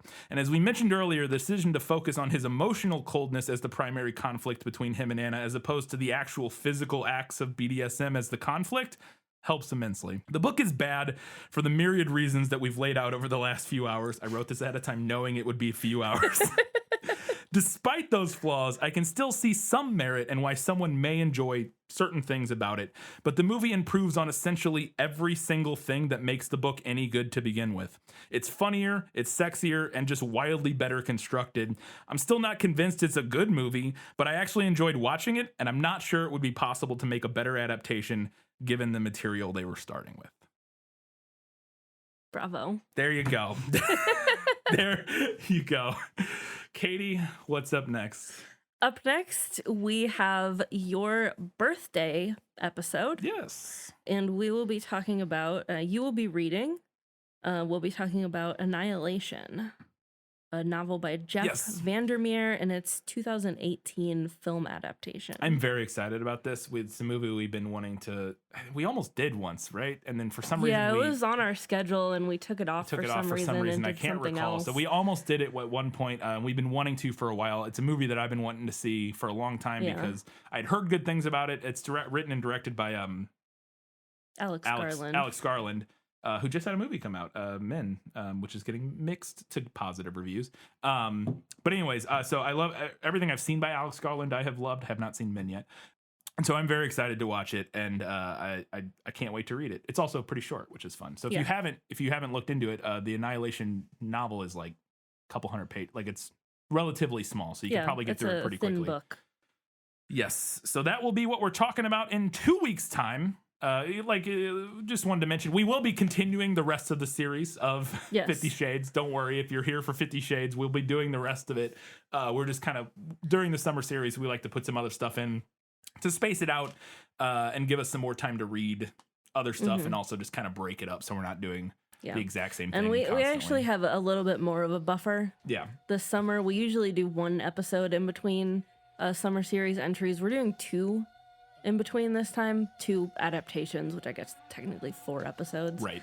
But 4 weeks. Yeah. Just because these are not books that I think either of us are going to be able to quickly binge. No. So. Yeah. It's just going to make things easier on us since we're both reading them. And yeah, hopefully mixes things up enough because they are what they are. Yeah. Giving some other content in between them, I think, will help make this a little bit more digestible. So, whew, that's it. Until next time, guys, gals, non-binary pals, everybody else, keep reading books, keep watching movies, and keep being awesome.